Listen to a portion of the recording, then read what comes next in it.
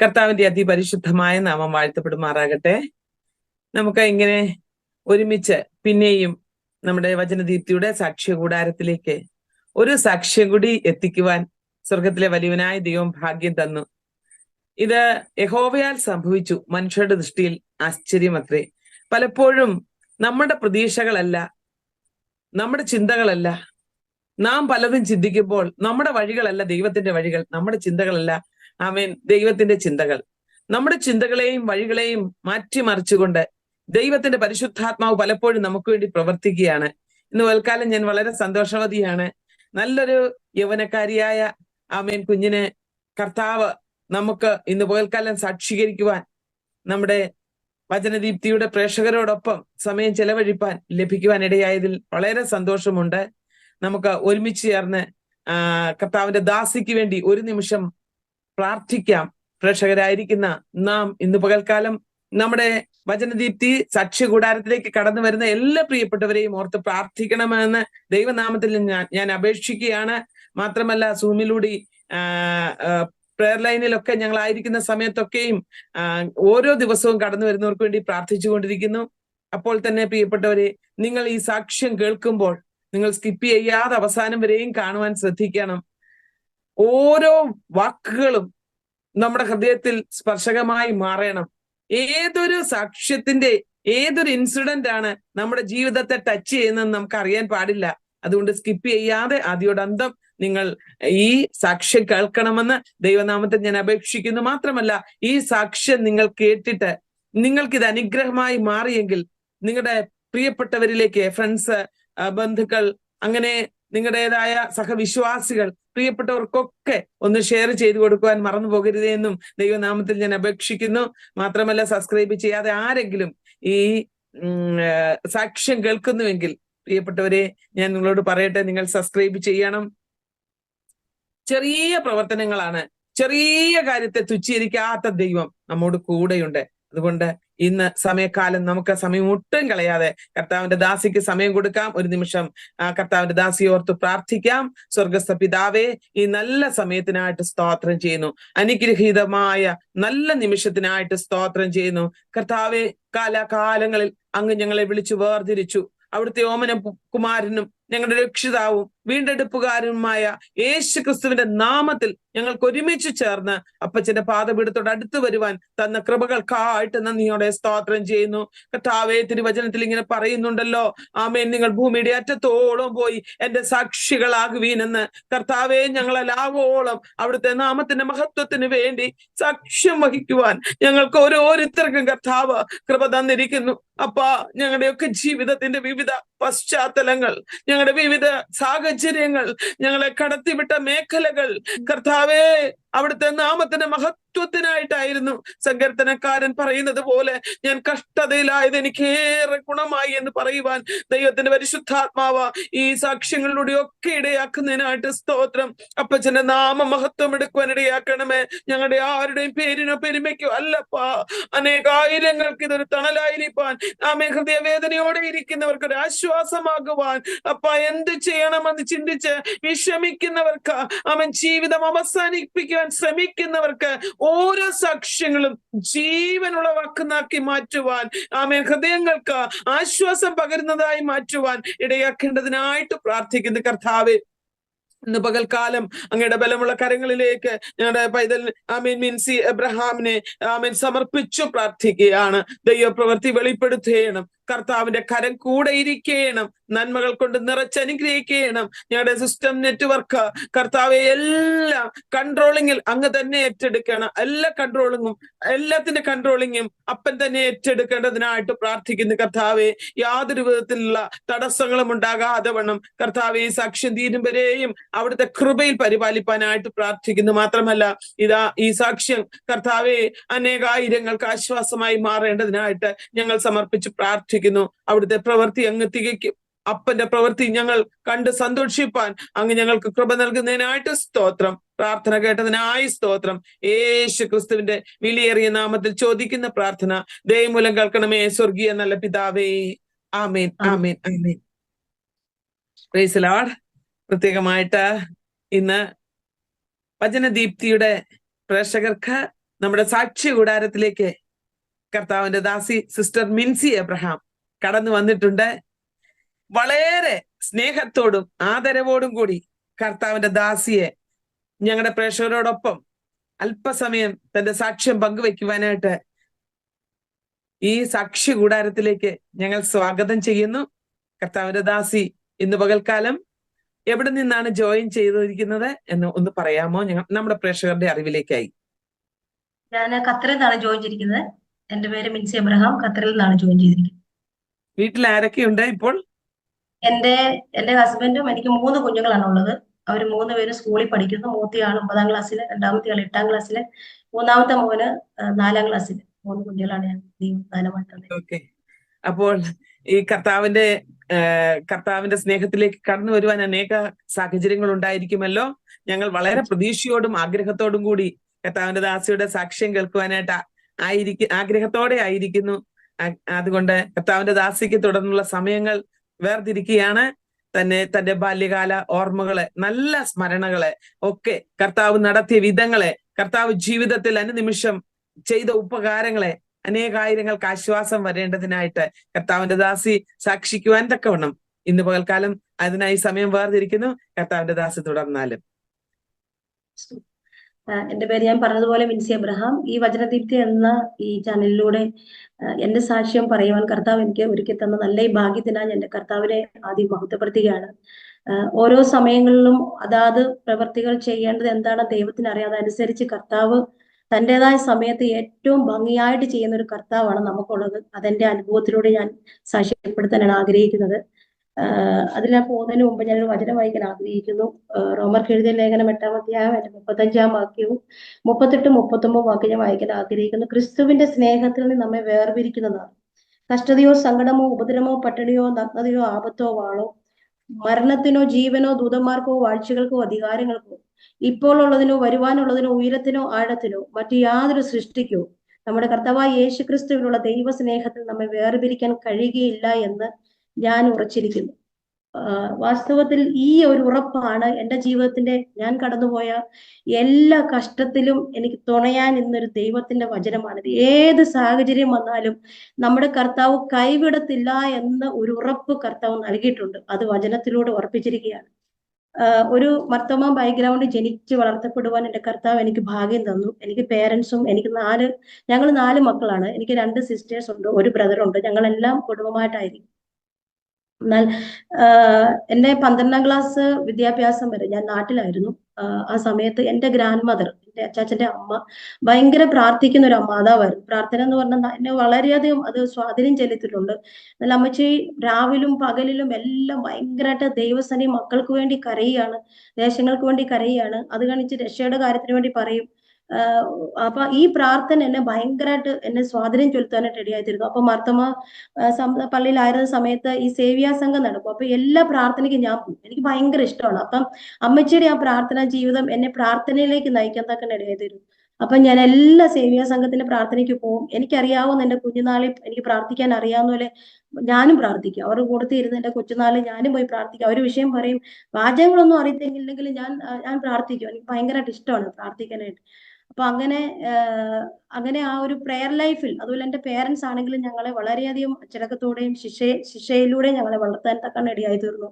അങ്ങനെ എൻ്റെ grand parents അവര് സിക്കായി. ഞാൻ 10ാം ക്ലാസ് ഒക്കെ ആ ഒരു ലാസ്റ്റ് ഒക്കെ അവര് ഭയങ്കരമായിട്ട് സിക്കായി. അതുപോലെ എൻ്റെ അപ്പച്ചൻ, എൻ്റെ അച്ചാച്ചൻ്റെ പപ്പ വളരെയധികം സിക്കായി. എൻ്റെ അപ്പച്ചൻ എന്നെ ശുശ്രൂഷിക്കുക, എൻ്റെ ഗ്രാൻഡ് പേരൻസിനെ എൻ്റെ പേരൻസ് ശുശ്രൂഷിക്കുന്നത് കാണാനായിട്ട് എനിക്ക് സഹായിച്ചു. അവര് ഭയങ്കരമായിട്ട് അവരെ തന്നെ മറന്നിട്ടാണ് എൻ്റെ ഗ്രാൻഡ് പേരൻസിനെ അവരുടെ മാതാപിതാക്കളെ അവർ ശുശ്രൂഷിക്കുന്നത്. ഇതും എന്നെ ഭയങ്കരമായിട്ട്, എൻ്റെ ഹൃദയത്തെ ഭയങ്കരമായിട്ട് എന്നെ ടച്ച് ചെയ്യാനായിട്ട് ഇടയായി തീർന്നു. അവരുടെ കാര്യം നോക്കത്തില്ല, അവരുടെ ആരോഗ്യം നോക്കത്തില്ല. അപ്പൊ അവർക്ക് വേണ്ടി തന്നെ ജീവിക്കുന്ന ഒരു അനുഭവം എനിക്ക് കാണാനായിട്ട് ഇടയായി തീർന്നു. അവരെന്ത് ആഗ്രഹം പറഞ്ഞാലും എൻ്റെ പിതാവ് അത് സാധിപ്പിച്ചു കൊടുക്കുന്ന ഒരു അനുഭവം. അപ്പൊ എനിക്കും ഇവർ ചെയ്യുന്ന പോലെ എനിക്കും ഇവരൊക്കെ സഹായിക്കണം എന്നുള്ള ഒരു ഭയങ്കര ആശ എനിക്കുണ്ടായി. അങ്ങനെ എൻ്റെ അപ്പച്ചൻ അങ്ങനെ വയ്യാതെ കിടക്കുന്ന സമയത്ത് ഞാൻ കോളേജിൽ പോയിട്ട് തിരിച്ചു വരുമ്പോൾ എൻ്റെ ബാഗ് ഞാൻ ഒരു സൈഡിൽ വെക്കും. എന്നിട്ട് ഞാൻ ചിന്തിക്കുന്ന മുഴുവൻ എനിക്ക് അപ്പച്ചനെ പോയിട്ട് എങ്ങനെ ശുശ്രൂഷിക്കണം എന്നുള്ളതാണ് എൻ്റെ ആഗ്രഹം. പഠിത്തമൊന്നുമല്ലായിരുന്നു എൻ്റെ വിഷയം. അപ്പം ബാഗൊക്കെ കൊണ്ടുവന്ന് ഞാനൊരു സൈഡിൽ സൈഡിൽ കൊണ്ടുപോകും. ഞാൻ ഓടി അപ്പച്ച എന്താ അപ്പച്ച വേണ്ടതെന്ന് പറഞ്ഞുകൊണ്ട് ഓടി ചെല്ലും. മോളെ ഒന്നുമില്ല മോളെ എന്ന് പറഞ്ഞാൽ അപ്പച്ചൻ ഇങ്ങനെ ചെറിയൊരു പൊതിയൊക്കെ ഇങ്ങനെ അപ്പച്ചന്റെ പില്ലോട് അടി വെച്ചിരിക്കും. ഇത് നിനക്കുള്ള ഗിഫ്റ്റാന്ന് പറഞ്ഞാൽ എനിക്ക് തരും. അപ്പൊ ഞാനത് മേടിക്കും. അപ്പൊ ചിലപ്പോൾ ഒരു പൈസ ആയിരിക്കും, എന്തെങ്കിലും സാധനം ആയിരിക്കും, അതെനിക്ക് തരും. എനിക്കത് ഭയങ്കര ഹാപ്പിയാണ്. അപ്പൊ അത് കഴിഞ്ഞിട്ട് അപ്പച്ചൻ അതുപോലെ ഭയങ്കര ആസ്മ രോഗിയായിരുന്നു. അപ്പൊ അങ്ങനെ പലതവണ എന്റെ അച്ചാച്ചൻ അപ്പച്ചനെ എടുത്തുകൊണ്ട് ഓടുന്നൊക്കെ കണ്ടിട്ടുണ്ട്. അപ്പൊ ഈ അപ്പച്ചൻ എന്റെ അമ്മ പല പ്രാവശ്യം ഈ അന്ന് കോളാമ്പി എന്നാ പറയുന്നത്, പുതിയ ആൾക്കാർക്കൊന്നും അറിയാതെ അറിയില്ല. അപ്പൊ ഈ അപ്പച്ചൻ ഇങ്ങനെ ഒത്തിരി സെക്രീഷൻ ഉണ്ടാവും, അതിങ്ങനെ തുപ്പി തുപ്പി ഇങ്ങനെ വെക്കും. അപ്പൊ ഇതൊക്കെ ഞാൻ വളരെ സന്തോഷത്തോടെയാണ് എല്ലാം എടുത്ത് ക്ലീൻ ചെയ്ത് അതെല്ലാം നല്ലതായിട്ട് വൃത്തിക്ക് നല്ല വെളുപ്പിച്ച് കൊണ്ടുവെക്കും. പിന്നെയും കുറച്ച് കഴിയുമ്പോൾ തന്നെ അത് അതുപോലെ ഫില്ലാവും. എന്നിട്ട് ഞാൻ പിന്നെ അത് ചെയ്യും, അപ്പച്ചനെ ബാത്റൂമിൽ പിടിച്ചോണ്ട് പോകും. ഒത്തിരി ടേക്ക് കെയർ ചെയ്യാൻ എനിക്കത് ഭയങ്കര ഹാപ്പി ആയിട്ട് എനിക്ക് ഫീൽ ചെയ്യും. എന്റെ ജീവിതത്തിൽ ഏറ്റവും ഒരു ബ്ലെസ്സിങ് ആയിട്ട് ഞാനത് പലരോടും പറഞ്ഞു. അതൊക്കെ നമുക്ക് കിട്ടുന്ന ഒരു സാഹചര്യങ്ങളാണ്. പക്ഷെ എന്റെ ഗ്രാൻഡ് പേരൻസിന് അവർ 6 മക്കളുണ്ടായിരുന്നു. മൂത്ത മകൻ 20ാമത്തെ വയസ്സിൽ മരിച്ചുപോയി. ബാക്കി 5 മക്കള്, 4 ആണും 1 പെണ്ണുമാണ്. ഒറ്റ പെങ്ങളെ ഉള്ളൂ. പക്ഷെ എന്റെ മാതാപിതാക്കൾക്ക് എനിക്ക് ഒഴിച്ച് ഈ ഭാഗ്യം മറ്റാർക്കും കിട്ടിയിട്ടില്ല. അവരൊക്കെ വെളിയിലായിരുന്നുകൊണ്ട് അവർ വല്ലപ്പോഴും ഒന്ന് വരുന്നു പോകുന്നു. പക്ഷെ ഇത്ര വലിയ ഭാഗ്യം കർത്താവ് എനിക്ക് തന്നു. കൊച്ചുമക്കളിൽ വെച്ച് എനിക്ക് ഈ ഭാഗ്യം തന്നു. അത് എനിക്ക് ഭയങ്കരമായിട്ട് അത് അനുഗ്രഹമാക്കി തീർത്തു. അതുപോലെ ഈ അപ്പച്ചന്റെ അനുഗ്രഹം ഇതേപോലെ ഒരു മക്കൾക്ക് കിട്ടിയിട്ടില്ലെന്ന് തന്നെ എനിക്ക് പറയാൻ പറ്റും. ഇവരെപ്പോഴും എന്നെ അനുഗ്രഹിക്കും, വളരെ അനുഗ്രഹിക്കട്ടെ അനുഗ്രഹിക്കട്ടെ. അപ്പം ഇന്നത്തെ കാലത്ത് അനേകം മാതാപിതാക്കളെ അവരുടെ തലമുറകൾ പോലും നോക്കാതെ പോകുന്ന സാഹചര്യത്തിൽ എനിക്കത് ഭയങ്കര അഭിമാനത്തോട് പറയാൻ പറ്റും. ഈ മാതാപിതാക്കളെ ശുശ്രൂഷിക്കാൻ എന്റെ ഗ്രാൻഡ് പേരൻസാ, പക്ഷെ അവരെ ശുശ്രൂഷിക്കാൻ കർത്താവ് ഭയങ്കര ഒരു ഭാഗ്യം തന്നു. അത് കഴിഞ്ഞിട്ട് എനിക്ക് എന്റെ +2 കഴിഞ്ഞ് എന്റെ പിതാവ് വളരെ കഷ്ടപ്പെട്ടാണ് ഞങ്ങളെ ഒക്കെ വളർത്തി പഠിപ്പിച്ചത്. വളരെയധികം ത്യാഗത്തിലൂടെയാണ്. ഈ ഒരു ചിന്ത എനിക്ക് എപ്പോഴും ഉണ്ട്. എന്റെ പിതാവിന്റെ കഷ്ടപ്പാട് കർത്താവെ അതൊന്ന് മാറണം. അതെന്റെ ഹൃദയത്തിന്റെ ഉള്ളിന്റെ ഒരു പ്രാർത്ഥനയാണ്. അപ്പം അങ്ങനെ +2 പഠിച്ചുകൊണ്ട സമയത്ത് എനിക്ക് അതിന് ഫർദർ സ്റ്റഡിക്ക് വേണ്ടി പോകണം. ഞാൻ ആരോടും പറഞ്ഞില്ല, ആരും എന്നോടൊന്നും പറഞ്ഞില്ല. ഞാൻ ഇങ്ങനെ 7 ദിവസം ഞാൻ ഉപവസിക്കാനായിട്ട് തീരുമാനിച്ചു. അങ്ങനെ 7 ദിവസം ഞാൻ കർത്താവിനോട് പറഞ്ഞു, കർത്താവ് ഞാൻ ആഹാരമെല്ലാം പഠിച്ച് ദൈവസേനയിൽ ഇരിക്കുക, എനിക്ക് 7ാമത്തെ ദിവസം എനിക്കൊരു വഴി തുറക്കണം. എനിക്ക് വഴി തുറക്കുന്നവൻ ക്രിസ്തുവാണെന്ന് അന്നും എന്റെ ദൈവം എന്നെ പഠിപ്പിച്ചു തന്ന കാര്യമാണ്. പ്രാർത്ഥിച്ചാൽ കർത്താവ് മറുപടി തരും എന്നുള്ള കാര്യം എനിക്ക് ഉറപ്പായി. ഞാൻ എന്റെ പേരൻസിനോട് ഒന്നും പറഞ്ഞില്ല. അപ്പൊ അമ്മ എന്നോട് എന്താ നീ കഴിക്കാൻ? അമ്മ എനിക്ക് വേണ്ട ഫുഡ് വേണ്ട, ഞാൻ ഉപവാസത്തില്ല. ഞാൻ ദൈവത്തോട് പറഞ്ഞിട്ടാണ് ഇങ്ങനെ, എനിക്ക് 7ാമത്തെ ദിവസം എനിക്കൊരു റിപ്ലൈ കിട്ടണം. അങ്ങനെ 7ാമത്തെ ദിവസമായപ്പോ എന്റെ പിതാവ് ടൗണിൽ പോയപ്പോൾ ഒരു അങ്കിൾ ചോദിച്ചു, മോൾക്ക് എന്ത് പഠിക്കാനാ താല്പര്യം? അപ്പൊ പറഞ്ഞു അവൾക്ക് ഇങ്ങനെ നേഴ്സിംഗിന് പോകാൻ ആഗ്രഹമുണ്ട്. അപ്പൊ ഓക്കെ, അഡ്മിഷൻ എല്ലാം റെഡിയാണ്, നിങ്ങൾ ഒന്നും ഓർത്തിട്ട് വിഷമിക്കണ്ട, ഈ മോൾക്കുള്ള അഡ്മിഷൻ ഞാൻ റെഡിയാക്കിയിട്ടുണ്ടെന്ന് പറഞ്ഞു. അങ്ങനെ എനിക്ക് നെല്ലൂരിലോട്ട് വേണ്ടി എനിക്കൊരു അഡ്മിഷൻ അവർ റെഡിയാക്കി വെച്ചു. ഞാൻ അങ്ങനെ പോയി. അപ്പം എനിക്ക് പോകണമെങ്കിൽ എനിക്ക് പൈസ വേണം കയ്യിൽ, ഇത്ര രൂപ വേണം. അപ്പം ഈ ഒരു എമൗണ്ട് ഞങ്ങളെ കൊണ്ട് ഫസ്റ്റ് ഇയറിന്റെ ഡൊണേഷൻ, അതിന് കുറച്ച് ഫീസൊക്കെ വേണം. പക്ഷെ ഞങ്ങളെ സംബന്ധിച്ച് ടഫായിട്ടുള്ള കാര്യമായിരുന്നു. അപ്പൊ ഞാൻ ദൈവത്തോട് പറഞ്ഞു, കർത്താവെ ദൈവം ആ വഴി ഒരുക്കിയെങ്കിൽ എനിക്ക് എന്റെ അവിടുത്തെ അഡ്മിഷന്റെ ഫീസ് കൊടുക്കണം. 1 മാസത്തെ ട്യൂഷൻ ഫീസും കൊടുത്തിട്ട് എന്റെ പപ്പയ്ക്ക് തിരിച്ചു വരാനുള്ള ഒരു 3000 രൂപ കയ്യിൽ വേണം. അങ്ങനെ വേണം തിരിച്ചു വരാൻ. അതന്നെ ഞാൻ പ്രാർത്ഥിച്ചു. പക്ഷെ നമ്മുടെ ഹൃദയം ഞാൻ പലപ്പോഴും പലരോടും പറയണം, നമ്മള് ദീർഘശ്വാസം എടുത്ത് നമ്മൾ പറയുന്ന അതിനകത്ത് അടങ്ങിയിരിക്കുന്ന വേദന നിറഞ്ഞ ചില കാര്യങ്ങളുണ്ട്. അത് മനുഷ്യർക്ക് മനസ്സിലാകത്തില്ല. പക്ഷെ ദൈവം അത് അതുപോലെ ഒപ്പിയെടുക്കുന്ന ഒരു ദൈവമാണെന്ന് എനിക്ക് മനസ്സിലാക്കി തന്നു. അത് അങ്ങനെ എന്റെ പപ്പ എന്നെ കൊണ്ട് അവിടെ ചേർത്തു. അത് കഴിഞ്ഞിട്ട് ഡൊണേഷനും ഫസ്റ്റ് എന്റെ ഫീസും കൊടുത്ത് കറക്റ്റ് അച്ഛൻ പൈസയും കൂടാണ് അച്ഛൻ തിരിച്ചു വരുന്നത്. പിന്നെ ബാക്കിയുള്ള മന്ത്ലി ഫീസ് ഉണ്ട്. അങ്ങനെ ഓരോ മാസവും പ്രാർത്ഥിച്ച് ദൈവത്താൽ സംഭവിച്ചു. ഞാൻ എന്റെ വിദ്യാഭ്യാസം അവിടെ പൂർത്തിയായി. അതിന്റെ ഇടയ്ക്ക് ഞാൻ പഠിച്ചുകൊണ്ട സമയത്ത് എന്റെ മൂത്ത സിസ്റ്റർ, ഞങ്ങളുടെ ഉപ്പാപ്പന്മാരൊക്കെ ബോംബെയിലുണ്ട്. 3 ഉപ്പാപ്പന്മാർ ഒരു ബോംബെയിലുണ്ട്. അപ്പം എന്റെ മൂത്ത സിസ്റ്ററിനെ എന്റെ ഒരു ഉപ്പാപ്പൻ ബോംബെയിലേക്ക് കൊണ്ടുപോയി. അങ്ങനെ പിന്നെ എന്റെ മൂത്ത ചേച്ചിയുടെ പേര് മിനി എന്നാണ്, അവിടെ ജോലി മേടിച്ചു കൊടുത്തു. അങ്ങനെ പിന്നെ 2ാമത്തെ സിസ്റ്റർ പോയി. അങ്ങനെ അവരോടുള്ള ബന്ധത്തിൽ ഞാൻ എന്റെ നേഴ്സിംഗ് വിദ്യാഭ്യാസത്തിന്റെ സമയത്ത് അങ്ങനെ എന്റെ മൂത്ത ചേച്ചി അവിടെ പോയി, അവിടെ രക്ഷിക്കപ്പെടുവാനും സ്നാനപ്പെടുവാനും ഇടയായി തീർന്നു. പക്ഷെ ഞങ്ങൾ ആരും രക്ഷിക്കുന്ന അനുഭവത്തിലേക്ക് വന്നിട്ടില്ല. പക്ഷെ ഈ പ്രാർത്ഥനയുടെ അനുഭവം എന്റെ ജീവിതത്തിൽ ഉണ്ടായിരുന്നത് കൊണ്ട് എന്റെ നേഴ്സിംഗ് സ്കൂളിലുള്ള പല കുഞ്ഞുങ്ങളെ ഞാനിങ്ങനെ കൂട്ടുനിർത്തി ഞാൻ ഈ കർത്താവിനെ കുറിച്ചൊക്കെ ഇങ്ങനെ വളരെയധികം സംസാരിക്കുമായിരുന്നു. ചിലരൊക്കെ ഏറ്റെടുക്കും, ചിലരൊക്കെ ഏറ്റെടുക്കത്തില്ല, അങ്ങനെയാണ്. അപ്പം ഇവരെല്ലാം ഈ എല്ലാ ദിവസവും എല്ലാ വീക്കിലെയും ഒരു സൺഡേയില് അവിടെ ഒരു സിനിമ അവിടെ വെച്ചിരിക്കും. അപ്പം എല്ലാരും ആ ഹോസ്റ്റലിലുള്ള സകല കുഞ്ഞുങ്ങളും പോയിരിക്കും. പക്ഷെ ഞാൻ പോകത്തില്ല. അപ്പൊ എന്നോട് ചോദിച്ചു, നീ എന്തായി പോകത്തെ? ഞാൻ പറഞ്ഞു, എനിക്കിത് കാണാൻ താല്പര്യമില്ല, എനിക്ക് അതിനൊക്കെ മുന്നിൽ പോയി ഭയങ്കര അസ്വസ്ഥതയാണ്, എന്നെ അത് ഭയങ്കരമായിട്ട് അസ്വസ്ഥപ്പെടും. ഞാൻ പറഞ്ഞു, എനിക്ക് പോകണ്ട. അപ്പൊ അങ്ങനെ എന്റെ ഒരു ഫ്രണ്ട് എന്നെ ഭയങ്കരമായിട്ട് വലിച്ചുകൊണ്ട് പോയി എന്റെ ഫ്രണ്ടിൽ കൊണ്ടിരുത്തി. ഞാനതൊരു 10 എഡിറ്റ് ചെയ്തപ്പോൾ എനിക്ക് ഭയങ്കര അസ്വസ്ഥം. ഞാൻ പറഞ്ഞു നീ ഇവിടുന്ന് കണ്ടോ, ഞാൻ പോവാന്ന് പറഞ്ഞ് തിരിച്ചു പോയി. അങ്ങനെ ആ നേഴ്സിംഗ് വിദ്യാഭ്യാസം തല സമയങ്ങളിൽ 3 പ്രാവശ്യം എനിക്ക് ബോംബെയിൽ വരാൻ സഹായിച്ചു. അങ്ങനെ 2000-ൽ ഞാൻ അങ്ങനെ ബോംബെ വന്ന സമയത്ത് എൻ്റെ കർത്താവിനെ രക്ഷകനായി സ്വീകരിക്കാനും സ്നാനപ്പെടുവാനുള്ള മഹാഭാഗ്യം എൻ്റെ കർത്താവ് എൻ്റെ ജീവിതത്തിൽ ഒരുക്കി. അതിന് 3 മാസത്തിന് ശേഷം പരിശുദ്ധാത്മാഭിഷേകം പ്രാപിക്കാൻ എൻ്റെ കർത്താവ് വലിയ ഭാഗ്യം ഒരുക്കി. അതിനുശേഷം എൻ്റെ വിദ്യാഭ്യാസം, നേഴ്സിംഗ് വിദ്യാഭ്യാസം എല്ലാം പൂർത്തിയായപ്പോൾ ഇനി എനിക്ക് അടുത്ത ജോലിയാണ് വേണ്ടത്. അപ്പൊ ഞാൻ പറഞ്ഞു കർത്താവ് ഇനി എനിക്ക് ജോലി വേണം. ഇനി ഞാൻ എവിടെ ജോലി ചെയ്യുന്നുള്ള കാര്യം എനിക്കറിയില്ല. പക്ഷെ ഞാൻ ദൈവത്തോട് പ്രാർത്ഥിച്ചു. അങ്ങനെ ബോംബെയിൽ തന്നെ ആദ്യം ഒരു വില്ലേപ്പാറയിൽ എനിക്കൊരു ഹോസ്പിറ്റലിൽ ജോലി കിട്ടി. അവിടെ 1 വർഷം ജോലി ചെയ്തപ്പോൾ ഞാൻ പറഞ്ഞു ഈ കിട്ടുന്ന ശമ്പളം എനിക്ക് പറ്റില്ല. എൻ്റെ പേരൻസിന് എനിക്ക് പൈസ അയച്ചു കൊടുക്കണം. അവർക്ക് എന്തെങ്കിലും ചെയ്യാതെ എനിക്ക് പറ്റില്ല കർത്താവേ. അപ്പൊ എനിക്ക് അതിന് ഞാൻ ദൈവത്തിനോട് ഒരു എമൗണ്ട് പറഞ്ഞു. അവന് ഇത്ര എമൗണ്ടിൽ എനിക്കൊരു ജോലി തരണം. അത് എവിടെ കിട്ടുമെന്നും എനിക്കറിയില്ല. പക്ഷെ ദൈവത്താൽ സകലവും സാധ്യമാണ്. മനുഷ്യരുടെ ദൃഷ്ടിയിൽ അത് ആശ്ചര്യമാണ്. ദൈവത്തിന് കഴിയാത്ത ഒരു കാര്യമില്ല. എൻ്റെ ആ പ്രാർത്ഥന ഞാൻ അവിടെ ആ ചെറിയ ഹോസ്പിറ്റലിൽ ജോലി സമയത്ത് ഞാൻ പറഞ്ഞ അതേ എമൗണ്ട് ഞാൻ പറഞ്ഞു കർത്താവ് എനിക്ക് ഹോസ്റ്റൽ വേണം, എനിക്ക് ഇത്ര ശമ്പളം വേണം, എനിക്ക് ഇത്ര എൻ്റെ പേരൻസിന് കൊടുക്കണം, ഇതെല്ലാം ഉണ്ട്. അപ്പൊ ദൈവത്താൽ കഴിയും ഞാൻ വിശ്വസിച്ച് പ്രാർത്ഥിച്ചു. അങ്ങനെ കർത്താവിനോട് പറഞ്ഞതുപോലെ തന്നെ എനിക്ക് അത്ര എമൗണ്ടിൽ എൻ്റെ കർത്താവ് എനിക്കൊരു ജോലി ഒരുക്കി തന്നു. അതെനിക്ക് അവിടെ ഒരു ചേച്ചിയുണ്ട്. ആ ചേച്ചിയാണ് എന്നെ എല്ലാ ഹോസ്പിറ്റലിൽ കൊണ്ടുപോയി ഓരോരുത്തർക്കും കൊണ്ടു നിർത്തി അങ്ങനെ ഇന്റർവ്യൂ അറ്റൻഡ് ചെയ്യിപ്പിക്കാനും അങ്ങനെ ജോലിക്ക് കയറി. എന്നാൽ അവിടെ ഞാൻ 2003 മുതൽ 2006 വരെ കാലഘട്ടങ്ങളിൽ ഞാൻ അവിടെയായിരുന്നു. എന്നാൽ പക്ഷേ എനിക്ക് ഭയങ്കര പ്രാർത്ഥിക്കണം പ്രാർത്ഥിക്കണം എന്നൊരു ചിന്ത ഭയങ്കരമായിട്ട് എന്നെ ഭരിച്ചുകൊണ്ട് എൻ്റെ റൂംമേറ്റ് ഞാൻ 6 റൂം എൻ്റെ റൂമിൽ 6 പിള്ളേരുണ്ടായിരുന്നു. അപ്പം ഞാൻ രാത്രിക്ക് 3 മണിക്കൊക്കെ ഈ അലാം വെച്ചിട്ട് ഞാൻ എടുത്ത് പ്രാർത്ഥിക്കുമ്പോൾ അവിടെ ഒരു കർണാടകക്കാരി സിസ്റ്റർ ഉണ്ടായിരുന്നു. നീ ഇങ്ങനെ അലാം വെച്ച് ഞങ്ങളെ ശല്യം ചെയ്യല്ലേ, നീ ഇങ്ങനെ പ്രാർത്ഥിക്കില്ലേ എന്ന് പറഞ്ഞോണ്ട്. അപ്പൊ ഞാൻ പറഞ്ഞു കർത്താവ് ഇത് ഇവർക്ക് ബുദ്ധിമുട്ടാണ്, ഇതവരെ അവരെ ശല്യം ചെയ്തിട്ട് ഞാൻ പ്രാർത്ഥിക്കുന്നത് അത് ശരിയല്ലല്ലോ. അപ്പൊ നീ എന്നെ അങ്ങ് വിളിച്ചോണം പറഞ്ഞു. എന്റെ ദൈവം എന്റെ ശബ്ദം കേൾപ്പിച്ചങ്ങ് വിളിച്ചു. അപ്പൊ ഞാൻ എന്നിട്ട് പ്രാർത്ഥിച്ചോളാം. എന്റെ പ്രാർത്ഥന മുഴുവൻ ഇതായിരുന്നു. ഞാൻ രക്ഷിക്കപ്പെട്ടു, ഞാൻ രക്ഷയുടെ അനുഭവത്തിൽ ഞാൻ ഈ സന്തോഷം അനുഭവിക്കുന്നു. പക്ഷെ എന്റെ ഈ കൂടെയുള്ള ഈ 5 കുഞ്ഞുങ്ങൾ ദൈവത്തെ അറിഞ്ഞിട്ടില്ല. അവര് ലോകപ്രകാരമുള്ള പല രീതിയിൽ അവര് പോയിക്കൊണ്ടിരിക്കുന്നത് എനിക്ക് ഭയങ്കരമായിട്ട് എന്റെ മനസ്സിനെ വേദനിപ്പിക്കാൻ തുടങ്ങി. എന്റെ ഡയാലിസിസ് ഡിപ്പാർട്ട്മെന്റ് ആയിരുന്നു. അവിടെയുള്ള എന്റെ കൂടെ വർക്ക് ചെയ്യുന്ന പല കുഞ്ഞുങ്ങളും രക്ഷിക്കപ്പെട്ടിട്ടില്ല. അപ്പൊ ഇവരൊക്കെ നഷ്ടപ്പെട്ടു പോകാനുള്ള കർത്താവേ എന്നുള്ള ചിന്തനെ ഭരിച്ചിട്ട് എനിക്ക് ഭയങ്കരമായിട്ട് വേദന. അപ്പൊ ഇതിനു വേണ്ടി ഞാൻ നിലവിളിക്കുകയാണ്. അപ്പൊ ഞാൻ പറഞ്ഞിട്ട് ഞാൻ കർത്താവ് ഇവർക്ക് ഇതൊരു ശല്യമാകുന്നെങ്കിൽ ഞാൻ അങ്ങനെ ചെയ്യാൻ ആഗ്രഹിക്കുന്നില്ല കർത്താവ്, എന്നെ വിളിക്കണമേ എന്ന് പറഞ്ഞിട്ട്. അപ്പൊ 3:30 എല്ലാ സമയത്തും ഞാൻ എഴുന്നേക്കാൻ തുടങ്ങി. അങ്ങനെ എഴുന്നേക്കും ഞാൻ എന്ത് ചെയ്യും, മൗനമായിട്ട് ആരും കേൾക്കാതെ ഇവിടെ കൊണ്ട് പ്രാർത്ഥിക്കും. കർത്താവ് ഇവരെ മടക്കി കൊണ്ടുവരണേ കർത്താവെ, രക്ഷ അവരറിയണേ കർത്താവെ. അങ്ങനെ അവിടെയുള്ള പലരോടും ഈ കർത്താവിന്റെ സ്നേഹത്തെ പറ്റി പറയേണ്ട യേശു എനിക്ക് ഭാഗ്യം. അതുപോലെ ചില ജീവിതത്തിന്റെ സാഹചര്യത്തിൽ എനിക്ക് ഭയങ്കരമായിട്ട് കരയാൻ ഫീൽ ചെയ്യുമ്പോൾ ഞാൻ ബാത്റൂമിൽ കയറും, ബാത്റൂം ക്ലോസ് ചെയ്യും. 4 പൈപ്പും ഭയങ്കര ഉച്ചത്തിൽ ബക്കറ്റ് വെച്ചിട്ട് ഞാൻ ഓൺ ചെയ്ത് ഭയങ്കര ഫോഴ്സിൽ ആ വെള്ളം ഒഴിച്ചിട്ട് അവിടെ നിന്ന് കരയാൻ തുടങ്ങും. ആ ബാത്റൂമിനകത്ത് ഞാൻ കുത്തി നിന്ന് കരയും. അതുപോലെ ടെറസിൽ എനിക്ക് ഇവരുടെ കാത്തലിക്കിന്റെ ഒരു ഹോസ്പിറ്റലിൽ ഞാൻ വർക്ക് ചെയ്തത്. പക്ഷെ ഇവരുടേതായ പ്രാർത്ഥനകൾക്ക് ഞാൻ പോകത്തില്ല. അപ്പം നിങ്ങൾ വന്നേ മതിയാകത്തും നിർബന്ധിക്കുമ്പോൾ ഞാൻ പറഞ്ഞു ഇല്ല എനിക്ക് വരാൻ പറ്റത്തില്ല, നിങ്ങൾ പ്രാർത്ഥിക്കുമ്പോൾ ഞാൻ എൻ്റെ റൂമിൽ നിന്ന് പ്രാർത്ഥിച്ചോളാം. അങ്ങനെ ആ പ്രാർത്ഥനകൾക്കൊന്നും ഞാൻ പോയി സമ്മതിക്കാനായിട്ട് ഇടയായി തീർന്നില്ല. അങ്ങനെ ടെറസുകളിലായിട്ട്, ബാത്റൂമിലായിട്ട്, വഴിയോരത്തിലായിട്ട് ഇങ്ങനെ നിലവിളിക്കുന്ന ഒരു അനുഭവം എനിക്ക് ജീവിതത്തിലോട്ട് വന്നു. അങ്ങനെ കരയാൻ തുടങ്ങി. അപ്പൊ ഞങ്ങളുടെ ഡയാലിസിസ് ക്ലോസ് ചെയ്യുന്ന 10 മണിക്കാണ്. അപ്പൊ ഞാൻ അവരോട് പറഞ്ഞ് പെർമിഷൻ ചോദിച്ചു.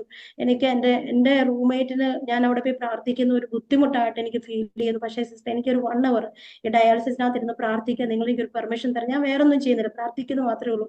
അങ്ങനെ ഡയാലിസിസ് എല്ലാം കംപ്ലീറ്റ് ചെയ്യും. എൻ്റെ സകല ജോലികളും ഞാൻ കംപ്ലീറ്റ് ആയിട്ട് ക്ലിയർ ചെയ്തതിന് ശേഷം അവിടുന്ന് ഒരു ബെഡ്ഷീറ്റ് ഇട്ടിട്ട് നേഴ്സിംഗ് സ്റ്റേഷന് താഴെ ഇരുന്നു 1 മണിക്കൂർ ദൈവസന്നിധി കരയാനും ആത്മാവിൽ ആരാധിക്കാൻ അന്യഭാഷയൊക്കെ ഞാൻ ദൈവസന്നിധി പ്രാർത്ഥിക്കാൻ, അതൊക്കെ എന്റെ ജീവിതത്തിൽ ഭയങ്കര എനിക്ക് മറക്കാൻ പറ്റാത്ത സാഹചര്യങ്ങളാണ്. അപ്പം അവിടുന്ന് പിന്നെ പല സമയങ്ങളിലായി നമ്മുടെ കൂടെ ഉള്ളായിരുന്ന പലരും വിദേശങ്ങളിലേക്ക് യാത്ര ചെയ്യാൻ തുടങ്ങി. അപ്പൊ പലരോട് ചോദിച്ചു, നീ ഇത്ര പ്രാർത്ഥനക്കാരിയായിട്ട് എന്താ നിന്റെ ജീവിതത്തിൽ എന്താ ഒരു വഴി തുറക്കാത്തത്, നിനക്ക് എന്താ ഒരു മറുപടി ഇല്ലാത്തത് പറഞ്ഞ് ഇങ്ങനെ പറയാൻ തുടങ്ങി. അപ്പൊ ഞാൻ പറഞ്ഞു ദൈവം തക്ക സമയത്ത് പ്രവർത്തിക്കുന്ന ദൈവം എന്റെ വിശ്വാസം. അത് ഒരു പക്ഷെ നിങ്ങൾക്ക് ലഭിച്ചിട്ടില്ലാത്ത ഒരു അനുഗ്രഹത്താൽ ദൈവം എനിക്ക് വേണ്ടി ഒരുക്കിയിട്ടുള്ളത് ആ ഒരുക്കി വെച്ചിരിക്കുന്ന ദൈവിക ടൈമിൽ മാത്രമേ വെളിപ്പെടുത്തുള്ളൂ. അത് പ്രാപിക്കണമെങ്കിൽ ഞാൻ ഞാൻ ദൈവത്തിനെ വെയിറ്റ് ചെയ്യണം. അപ്പൊ അതിനൊക്കെ കുറച്ച് കഷ്ടത്തിലൂടെ കടന്നു പോയാലും അത് ദൈവം അത് മാന്യതയാക്കി തീർക്കുമെന്ന് വിശ്വസിച്ച് ഞാൻ പല ആൾക്കാരോടും പലരും എന്നോട് ചോദിച്ചു, നീ പ്രാർത്ഥനക്കാരിയായിട്ട് നിനക്കെന്ത് തുറക്കുന്നില്ല.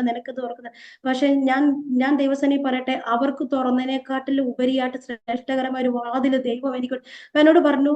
ഞാൻ എന്നിട്ട് ദൈവസേനയില് ഞങ്ങൾക്ക് അവിടെ അവിടുത്തെ ഒരു ഞാൻ അന്നത്തെ ആ ചർച്ചിൽ പോയിട്ട് തോമസ് മാത്യു പാസ്റ്ററിന്റെ അമ്മാമ, അതായത് എനിക്ക് എല്ലാ എല്ലാം ലീവ് കിട്ടുമ്പോൾ ഞാൻ ഓടി എൻ്റെ സിസ്റ്റേഴ്സിന്റെ അടുത്ത് പോകും. അവർ ഒരുമിച്ച് താമസിച്ചുകൊണ്ടിരുന്നത്. അപ്പം എൻ്റെ സിസ്റ്റേഴ്സും അതിൽ ഈ പാസ്റ്റർ ആന്റി കൂടെ വന്നിട്ട് ഈ പ്രാർത്ഥിക്കാൻ താല്പര്യമുള്ളതുകൊണ്ട് ഞാൻ എങ്ങനെയെങ്കിലും ഞാൻ ഓടിപ്പോകും. അപ്പം ഞങ്ങൾ രാത്രിക്ക് എല്ലാം ഭയങ്കരമായിട്ട് ദൈവസന്നിധിയിൽ പ്രാർത്ഥിച്ച് കൈകോർത്ത് കുറിച്ച് പ്രാർത്ഥിക്കും. പരിശുദ്ധാത്മാവ് ഞങ്ങളോട് സംസാരിക്കും. അങ്ങനെ ഇരുന്ന് പ്രാർത്ഥിച്ചുകൊണ്ടിരുന്നപ്പോൾ ദൈവാത്മാവ് എന്നോട് പറഞ്ഞു, ഞാൻ നിന്നെ ഇന്ന ദേശത്ത് വിടും, ഇത്ര രൂപ ശമ്പളത്തിൽ ഞാൻ നിന്നെ അയക്കും എന്ന് പറഞ്ഞു. വളരെ ശബ്ദം ദൈവാത്മാവ് ഒരു സെപ്റ്റംബർ മാസത്തിൽ, അതായത് ഞാൻ 2005 സെപ്റ്റംബർ മാസം ആണ് എന്നോട് ഈ ദൂത് കർത്താവ് എന്നോട് പറഞ്ഞത്. ആ വെളുപ്പിനെ 4:30 ആയപ്പോൾ എന്നോട് ഒരു സെപ്റ്റംബർ മാസം 17-ാം തീയതി വെളുപ്പിനെ 4:30ക്കാണ് എന്നോട് ഈ ദൂത് കർത്താവ് പറയുന്നത്, 2005. അപ്പം ഇത് ഭയങ്കരമായിട്ട് എന്നോട് പറഞ്ഞു. അപ്പൊ എനിക്ക് ഒരു ഉറപ്പായി. അപ്പൊ അതിന് പല്ലും പറഞ്ഞു, നീ സർട്ടിഫിക്കറ്റ് ഒക്കെ ഉണ്ടാക്കിക്കൊണ്ട് പോകും, നീ എന്തിനെങ്കിലും വെയിറ്റ് ചെയ്യുന്നത്, എല്ലാവരും അങ്ങനെ പോകും. ഞാൻ പറഞ്ഞു, എന്റെ കർത്താവ് ഫോഷ്ക്ക് ചെയ്യുന്ന ദൈവമല്ല, എന്റെ കർത്താവ് നീതിമാനാണ്, എന്റെ കർത്താവ് സത്യത്തിന്റെ ദൈവമായി, എനിക്ക് അങ്ങനെ ഒരു സർട്ടിഫിക്കറ്റ് ഉണ്ടാക്കി പോകണ്ട, എനിക്ക് അങ്ങനത്തെ ജോലിയും വേണ്ട. അപ്പൊ ഞാൻ പറഞ്ഞു, എനിക്ക് വേണ്ടി തുറക്കുവാൻ ദൈവത്തിന് വഴികളുണ്ട്, ആ വഴിയിലൂടെ മാത്രം എനിക്ക് പോയാൽ മതി എന്ന് പറഞ്ഞ് ഞാൻ വളരെ വളരെ നിർബന്ധത്തോടെ അവരോട് പറയാനത്തക്ക അങ്ങനെ കർത്താവ് എന്നോട് പറഞ്ഞ ആ ആലോചന ശബ്ദം ഞാൻ മുറുകെ പിടിച്ച, കർത്താവെ എനിക്ക് കഴിവില്ല, എനിക്ക് ഒരു കഴിവ്, എനിക്കൊരു എബിലിറ്റി ഇല്ല, പക്ഷേ ഞാൻ വിശ്വസിക്കുന്ന, ഞാൻ സേവിക്കുന്ന ദൈവത്തിന് എനിക്ക് വേണ്ടി വഴി തുറക്കാൻ ശക്തനായ ദൈവം ഞാൻ വിശ്വസിച്ചു.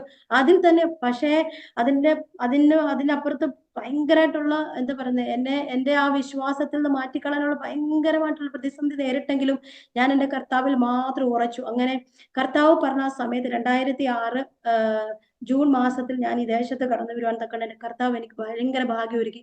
അപ്പൊ ഞാൻ അവിടെ നിൽക്കുന്ന സമയത്ത് ആ പാസ്റ്റർ എന്നോട് പറയുന്നത്, മോളെ, നിന്റെ കുടുംബജീവിതത്തിൽ അല്ല നിനക്ക് ലഭിക്കാൻ പോകുന്ന ആ കുടുംബത്തെ ഓർത്ത് നീ പ്രാർത്ഥിക്കണം, ദൈവഹിതപ്രകാരമുള്ള കാര്യങ്ങൾ നമുക്കൊണ്ട് ചെയ്യാനായിട്ട്. അങ്ങനെ എനിക്കത് ഞാൻ പ്രാർത്ഥിച്ചിട്ടില്ല, പക്ഷെ അന്ന് ആന്റി പറഞ്ഞപ്പോൾ ഞാൻ അത് ഏറ്റെടുത്തു. ദൈവസന്നിധി വളരെ ആത്മാർത്ഥം പ്രാർത്ഥിച്ചു. കർത്താവ് ഇതേ ഞാൻ പറഞ്ഞോളൂ, കർത്താവെ, ജീവിതത്തിൽ എന്ത് പ്രതിസന്ധി വന്നാലും പിന്മാറി പോകുന്ന ഒരാളെ എനിക്ക് വേണ്ട.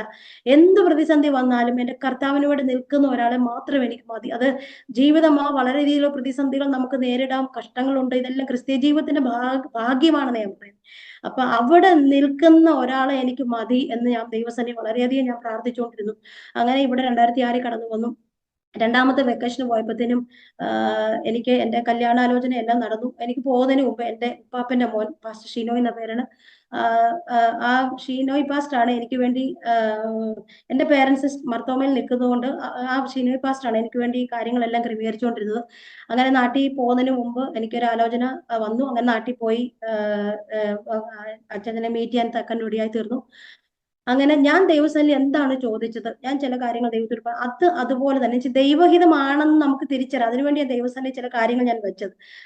അപ്പം ഞാൻ പറഞ്ഞു, കർത്താവ്, ദൈവഹിതത്തിനകത്തുള്ള കഷ്ടതയെല്ലാം അനുഗ്രഹമാണ്, പക്ഷെ ദൈവഹിതമില്ലാതെ പോയി കഴിഞ്ഞു കഴിഞ്ഞാൽ അത് വലിയ നാശത്തിലോട്ട് ചെയ്യും. അപ്പൊ അങ്ങനെ ദൈവഹിതത്തിന് വേണ്ടി കാത്തിരുന്നു. കർത്താവിന്റെ പെർഫെക്റ്റ് ടൈമില് ദൈവം ഞങ്ങളെ കൂട്ടിയോജിപ്പിക്കാൻ ദൈവം ഭാഗ്യം ഒരുക്കി. 2009 മാർച്ച് മാസത്തിൽ ഞങ്ങളുടെ കല്യാണം നടക്കുവാനായിട്ട് കർത്താവ് കൃപ നൽകി. എന്നാൽ ഞങ്ങളുടെ കുടുംബജീവിതത്തിന് ശേഷം ഞങ്ങൾ നിരവധി പ്രതിസന്ധിയിലൂടെ ഞങ്ങൾ കടന്നുപോയി. പലപ്പോഴും കർത്താവ്, ഇത് നിലനിൽക്കാൻ കഴിയത്തില്ലേ എന്ന് പറഞ്ഞ് ഞാൻ ദൈവസേനെ നിലവിളിച്ചിട്ടുണ്ട്. കർത്താവെ, അങ്ങനെ വളരെയധികം ഓളങ്ങൾ, തിരമാലകൾ ഞങ്ങളുടെ ജീവിതത്തിൽ അടിക്കടി വളരെ ശക്തമായി ആഞ്ഞടിച്ചു. ഇതെന്തിനൊരു പരിഹാരമില്ലേ കർത്താവേ എന്ന് പറഞ്ഞ ദൈവസേനെ നിലവിളിച്ചു. പക്ഷേ പ്രതിസന്ധി ഏറുന്ന സമയത്ത് ഞാൻ ആരോടും പറയത്തില്ല. ഞാൻ എന്റെ കർത്താവിന്, എനിക്ക് എന്റെ ദൈവത്തോടുമായിട്ട് ഷെയർ ചെയ്യുന്നത്, എനിക്ക് നമ്മൾ അനുഭവിക്കുന്ന എന്തായാലും അത് മറ്റുള്ളവരുടെ അടുത്ത് സ്പ്രെഡ് ചെയ്ത് അങ്ങനെ പോകുന്ന ആ ഒരു പ്രതീതി എനിക്കത് ഭയങ്കര ബുദ്ധിമുട്ടായിരുന്നു. അപ്പൊ ഞാൻ പറഞ്ഞു, കർത്താവ്, ഞാൻ പ്രാർത്ഥിക്കുന്ന കർത്താവിന്റെ പ്രാർത്ഥന കേൾക്കും, പക്ഷെ നമുക്ക് എല്ലാ കാര്യങ്ങളൊന്നും എല്ലാവരോടും പറയാൻ പറ്റില്ല. അത് ദൈവത്തിന്റെ നിയോഗത്താൽ ചില സമയങ്ങളിൽ നമുക്കത് പറയാനേ പറ്റത്തുള്ളൂ. അത് ദൈവം തന്നെ നമ്മളെ നിയന്ത്രിക്കും. അപ്പൊ അങ്ങനെ ഞങ്ങളുടെ ജീവിതത്തിൽ കടന്നു വന്നിരുന്ന പ്രതിസന്ധി ഘട്ടത്തിൽ ദൈവസന്നിധി വളരെയധികം ഞങ്ങൾ നിലവിളിക്കാനായിട്ട് ഇടയായി തീർന്നു. പക്ഷേ കർത്താവ് കൂരിൽ നടുവിൽ കൂടെ നടന്നാലും നമുക്ക് ആശ്വാസമുണ്ട്. ദൈവത്തിന്റെ വഴികൾ തികവുള്ളതാണ്, അതിന് പ്രാണനെ തണുപ്പിക്കുന്നതാണ്. കർത്താവിന്റെ സാക്ഷിയായി മാറണമെങ്കിൽ കഷ്ടത നമ്മുടെ ദൈവം തരുന്ന ദാനമാണെന്ന് എനിക്ക് മനസ്സിലാക്കാനായിട്ട് ഇടയായി തീർന്നു. എന്നാൽ ഞാൻ അവിടെ പിന്മാറിപ്പോയില്ല. ഞാൻ പറഞ്ഞു, കർത്താവ്, എല്ലാത്തിനും നന്ദി. പക്ഷെ ദൈവാത്മാവ് എന്നെ പല സമയങ്ങളായി ദൈവത്തിന്റെ ദർശനം, ഒരു പ്രശ്നം കടന്നു വരുന്നതിന് മുമ്പ് പരിശുദ്ധാത്മാവ് എന്നോട് സംസാരിക്കും, ഇന്ന പ്രോബ്ലം നിനക്ക് വരാൻ പോവാ. അപ്പൊ അത് മുന്നമേ അറിയിക്കുന്നുണ്ട്. എനിക്കറിയാം ഇത് ദൈവത്തിന് അറിയാം. ഇതിനകത്ത് ദൈവം ചില കഷ്ടങ്ങൾ അനുവദിക്കുമ്പോൾ ദൈവം നമുക്ക് മുമ്പായി നടകൊള്ളുകയാണ്. അത് കഴിഞ്ഞിട്ടേ നമ്മളെ അങ്ങോട്ട് വിടത്തുള്ളൂ എന്ന് എനിക്ക് മനസ്സിലായി. അങ്ങനെ വളരെയധികം പ്രതിസന്ധിയോട് കടന്നുപോയി. അങ്ങനെ ഞങ്ങളുടെ ഒന്നാമത്തെ കുഞ്ഞ് ജനിച്ചു.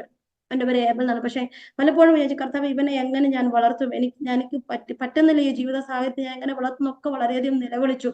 പക്ഷെ കർത്താവിന്റെ വലിയൊരു കൃപ എൻ്റെ കർത്താവ് പകർന്നു ഇതെങ്ങനെ എനിക്ക് ജീവിക്കാൻ കഴിയില്ല കർത്താവെ നിലവിളിച്ചപ്പോൾ പരിശുദ്ധാത്മാവിന്റെ ശക്തി വ്യാപരിച്ചു. അതിനുശേഷം ഞങ്ങളുടെ രണ്ടാമത്തെ കുഞ്ഞിനെ അവൻ തരുന്നതിന് മുമ്പേ ദൈവാത്മാവ് എന്നോട് സംസാരിച്ചു, ഇങ്ങനെ ഒരു കുഞ്ഞിനെ നിനക്ക് തരും. പക്ഷെ അവനെ പറ്റിയുള്ള സകല കാര്യങ്ങളും പറഞ്ഞിട്ടാണ് കർത്താവ് എനിക്ക് അവനെ തന്നത്. അങ്ങനെ ജീവിതത്തിന്റെ പ്രതിസന്ധിയിലൂടെ കടന്നു പോകുമ്പോൾ എന്നെ പല ദർശനങ്ങൾ ദൈവാത്മാവിനെ കാണിച്ചു. ദൈവദൂതന്മാർ കയറി ഇറങ്ങി ചെയ്യുന്ന അനുഭവത്തെ എന്റെ കർത്താവിനെ കാണിച്ചു. തീച്ചൂളുടെ നടുവിൽ കടന്നു പോയാലും ദഹിപ്പിച്ചു പോകുന്ന അഗ്നിയല്ല, എന്നാൽ തീയുടെ നടുവിൽ ഇറങ്ങി വന്ന് പ്രവർത്തിക്കുന്ന ഒരു അത്ഭുത മന്ത്രി വീരനാം ദൈവമാണ് എന്റെ കർത്താവ്.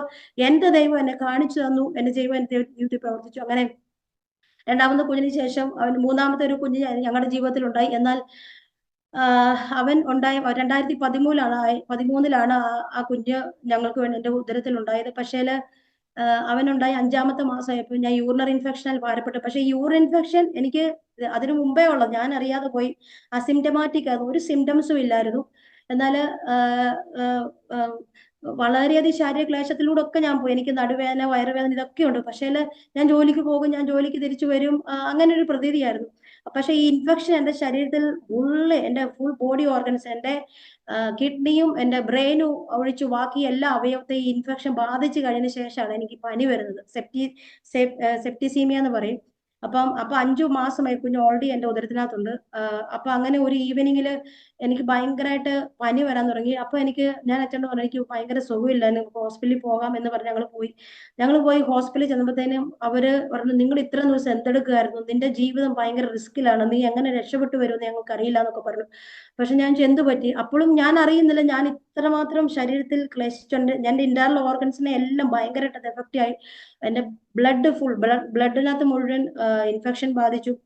അങ്ങനെ അവിടെ പോയി എന്നെ ഒരു ഐസൊലേഷൻ റൂമിലോട്ട് ഇട്ടു. പക്ഷെ ശരിക്കും പറഞ്ഞാൽ എന്നെ അവരെ ട്രീറ്റ് ചെയ്ത് ഇതൊരു രക്ഷപ്പെടാത്തൊരു കേസാ, ഇനി ഇവൾക്ക് ഇത്ര കെയർ കൊടുത്തിട്ട് എന്താ കാര്യം എന്നുള്ള രീതിയിലാണ് അവരെന്നെ ടേക്ക് കെയർ ചെയ്ത്. പക്ഷേ എന്റെ കർത്താവ് സർവശക്തനാണ്. ഞങ്ങൾ അങ്ങനെ അവിടെ പോയി വെയിറ്റ് ചെയ്ത സമയത്ത് എന്റെ സിസ്റ്റർ ലോയും കൂടെയാണ് എനിക്ക് ഒരുമിച്ച് വന്നത്. ഞാൻ അങ്ങനെ പോയപ്പോഴത്തേനും എന്റെ മെമ്പറേയും പെട്ടെന്ന് റപ്ചർ ആയിട്ട് എന്നെ പെട്ടെന്ന് എടുക്കാൻ താമസിക്കുന്നതോടെ എനിക്ക് ഭയങ്കരമായിട്ട് ബുദ്ധിമുട്ടുണ്ടായിക്കൊണ്ടിരിക്കുകയാണ്. അപ്പൊ അങ്ങനെ എന്റെ സിസ്റ്റർ പോയി പറഞ്ഞു, എനിക്ക് ഇപ്പം തന്നെ ഡോക്ടറെ കാണണം, അവിടെ കണ്ടീഷൻ ഭയങ്കര വേഴ്സ് ആയിക്കൊണ്ടിരിക്കുകയാണ്, നിങ്ങൾ പെട്ടെന്ന് അവനെ എടുക്കും. അങ്ങനെ എടുത്തു, അകത്ത് കയറ്റി. എനിക്കൊരു ഐസൊലേഷൻ റൂമിലോട്ട് അവരെന്നെ കയറ്റി. പിന്നെ പനി നോക്കി, എല്ലാം നോക്കി, എല്ലാ കാര്യങ്ങളും ഭയങ്കരമായിട്ട് ബുദ്ധിമുട്ടായിട്ടിരിക്കുകയാണ്. ഭയങ്കര ഹൈ ഗ്രേഡ് ഫീവർ കുറയുന്നില്ല. അങ്ങനെ പെട്ടെന്ന് അപ്പം തന്നെ ഡോക്ടേഴ്സ് എല്ലാം വരാൻ തുടങ്ങി. അങ്ങനെ ചെക്ക് ചെയ്തപ്പോഴത്തേനും മെമ്പറൈൻ റപ്ചർ ആയപ്പോൾ പറഞ്ഞു, സിസ്റ്ററെ ഈ കുഞ്ഞിനെ വെച്ച് കഴിഞ്ഞാൽ ഇത് നീയും കാണത്തില്ല, കുഞ്ഞും കാണത്തില്ല, ആ ഒരു ലെവലിലോട്ട് പോകും. ഇത് പെട്ടെന്ന് തന്നെ നിങ്ങൾ ഇതിനെ അബോട്ട്. ഞാൻ ഡോക്ടർ കാല് പിടിച്ചു, ഡോക്ടറെ പ്ലീസ് നിങ്ങൾ എന്തെങ്കിലും ആന്റിബയോട്ടിക് കൊടുത്ത് ഈ കുഞ്ഞിനെ രക്ഷിക്കണേ, നിങ്ങൾ എന്നെ നശിപ്പിച്ച് കളയേണ്ടെന്ന് പറഞ്ഞു. അപ്പൊ പറഞ്ഞു ഇത് ചെയ്ത് കഴിഞ്ഞാൽ ഇന്ന കാര്യം സംഭവിക്കുമെന്ന് പറഞ്ഞു. പിന്നെ ലാസ്റ്റ് ആയപ്പോഴത്തേനും എനിക്ക് ഒട്ടും സഹിക്കാൻ വയ്യ, ഭയങ്കരമായിട്ട് വോമിറ്റിങ്.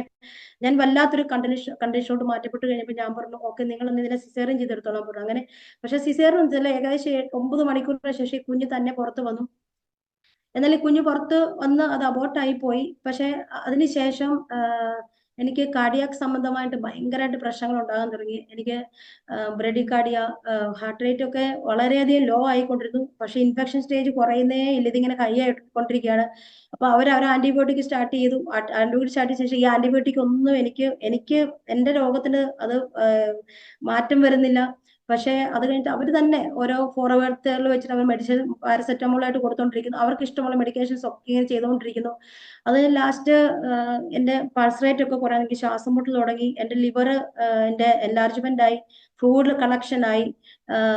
പിന്നെ എനിക്ക് ശ്വാസം മുട്ടൽ വന്നപ്പോ തന്നെ എന്റെ ഹസ്ബൻഡ് പെട്ടെന്ന് പൾസ് റേറ്റ് നോക്കിയപ്പോഴത്തേന് പൾസ് റേറ്റ് 30 ഒക്കെ ഉള്ളൂ. പക്ഷെ 30 ഉണ്ടായിരുന്ന പൾസ് റേറ്റ് അപ്പൊ അച്ഛൻ ഓടിച്ചെന്ന് പറഞ്ഞു ഇവിടെ പൾസ് റേറ്റ് 30 ഉള്ളൂ. പക്ഷെ ഇവര് റെക്കോർഡ് ചെയ്യുന്നതൊക്കെ അത് ഹൈ ആയിട്ടാണ്, അവർക്ക് പ്രശ്നങ്ങളൊക്കെ ഉണ്ടാകാതിരിക്കും അങ്ങനെ ഹൈ ആയിട്ട് രീതിയിൽ അവരൊക്കെ റെക്കോർഡ് ചെയ്തുവെങ്കിലും പൾസ് റേറ്റ് വളരെ കുറവാണ്.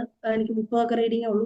അത് കഴിഞ്ഞിട്ട് പിന്നെ എന്റെ ഹസ്ബൻഡ് റിസപ്ഷനിൽ പോയി അവിടുത്തെ ഡോക്ടേഴ്സിനോട് എനിക്ക് ഡോക്ടറെ കാണണം, ഇവിടെ പ്രോഗ്രസ് എന്താ നിങ്ങളോട് സംസാരിക്കണം എന്ന് പറഞ്ഞു. ഒന്നെങ്കിൽ നിങ്ങളോട് ഡിസ്ചാർജ് ആയി, എനിക്ക് അവിടെ ലൈഫ് ഭയങ്കര, എനിക്ക് അവിടെ ജീവിതം നഷ്ടപ്പെടുത്താൻ ആഗ്രഹിക്കുന്നത്, നിങ്ങൾ കാര്യം പറയാൻ പറഞ്ഞു. അങ്ങനെ അച്ഛൻ പോയി അവിടെ പോയി സംസാരിച്ചുകൊണ്ട സമയത്ത് അന്ന് മുതൽ അന്ന് വരെ കണ്ടിട്ടില്ലാത്ത എല്ലാ ടീമും എന്നെ ഓരോരുത്തരായിട്ട് വന്ന് കാണാൻ തന്നെ, നെഫ്രോളജി, ന്യൂറോളജി, എല്ലാ ടീമും 1 by 1 ആയിട്ട് കാണാൻ തുടങ്ങി. അങ്ങനെ ഇൻഫെക്ഷൻ കൺട്രോൾ ടീം വന്നപ്പോഴത്തേനും അവർ ഭയങ്കരമായിട്ട് ഇവരെ ഷൗട്ട് ചെയ്യാൻ തുടങ്ങി.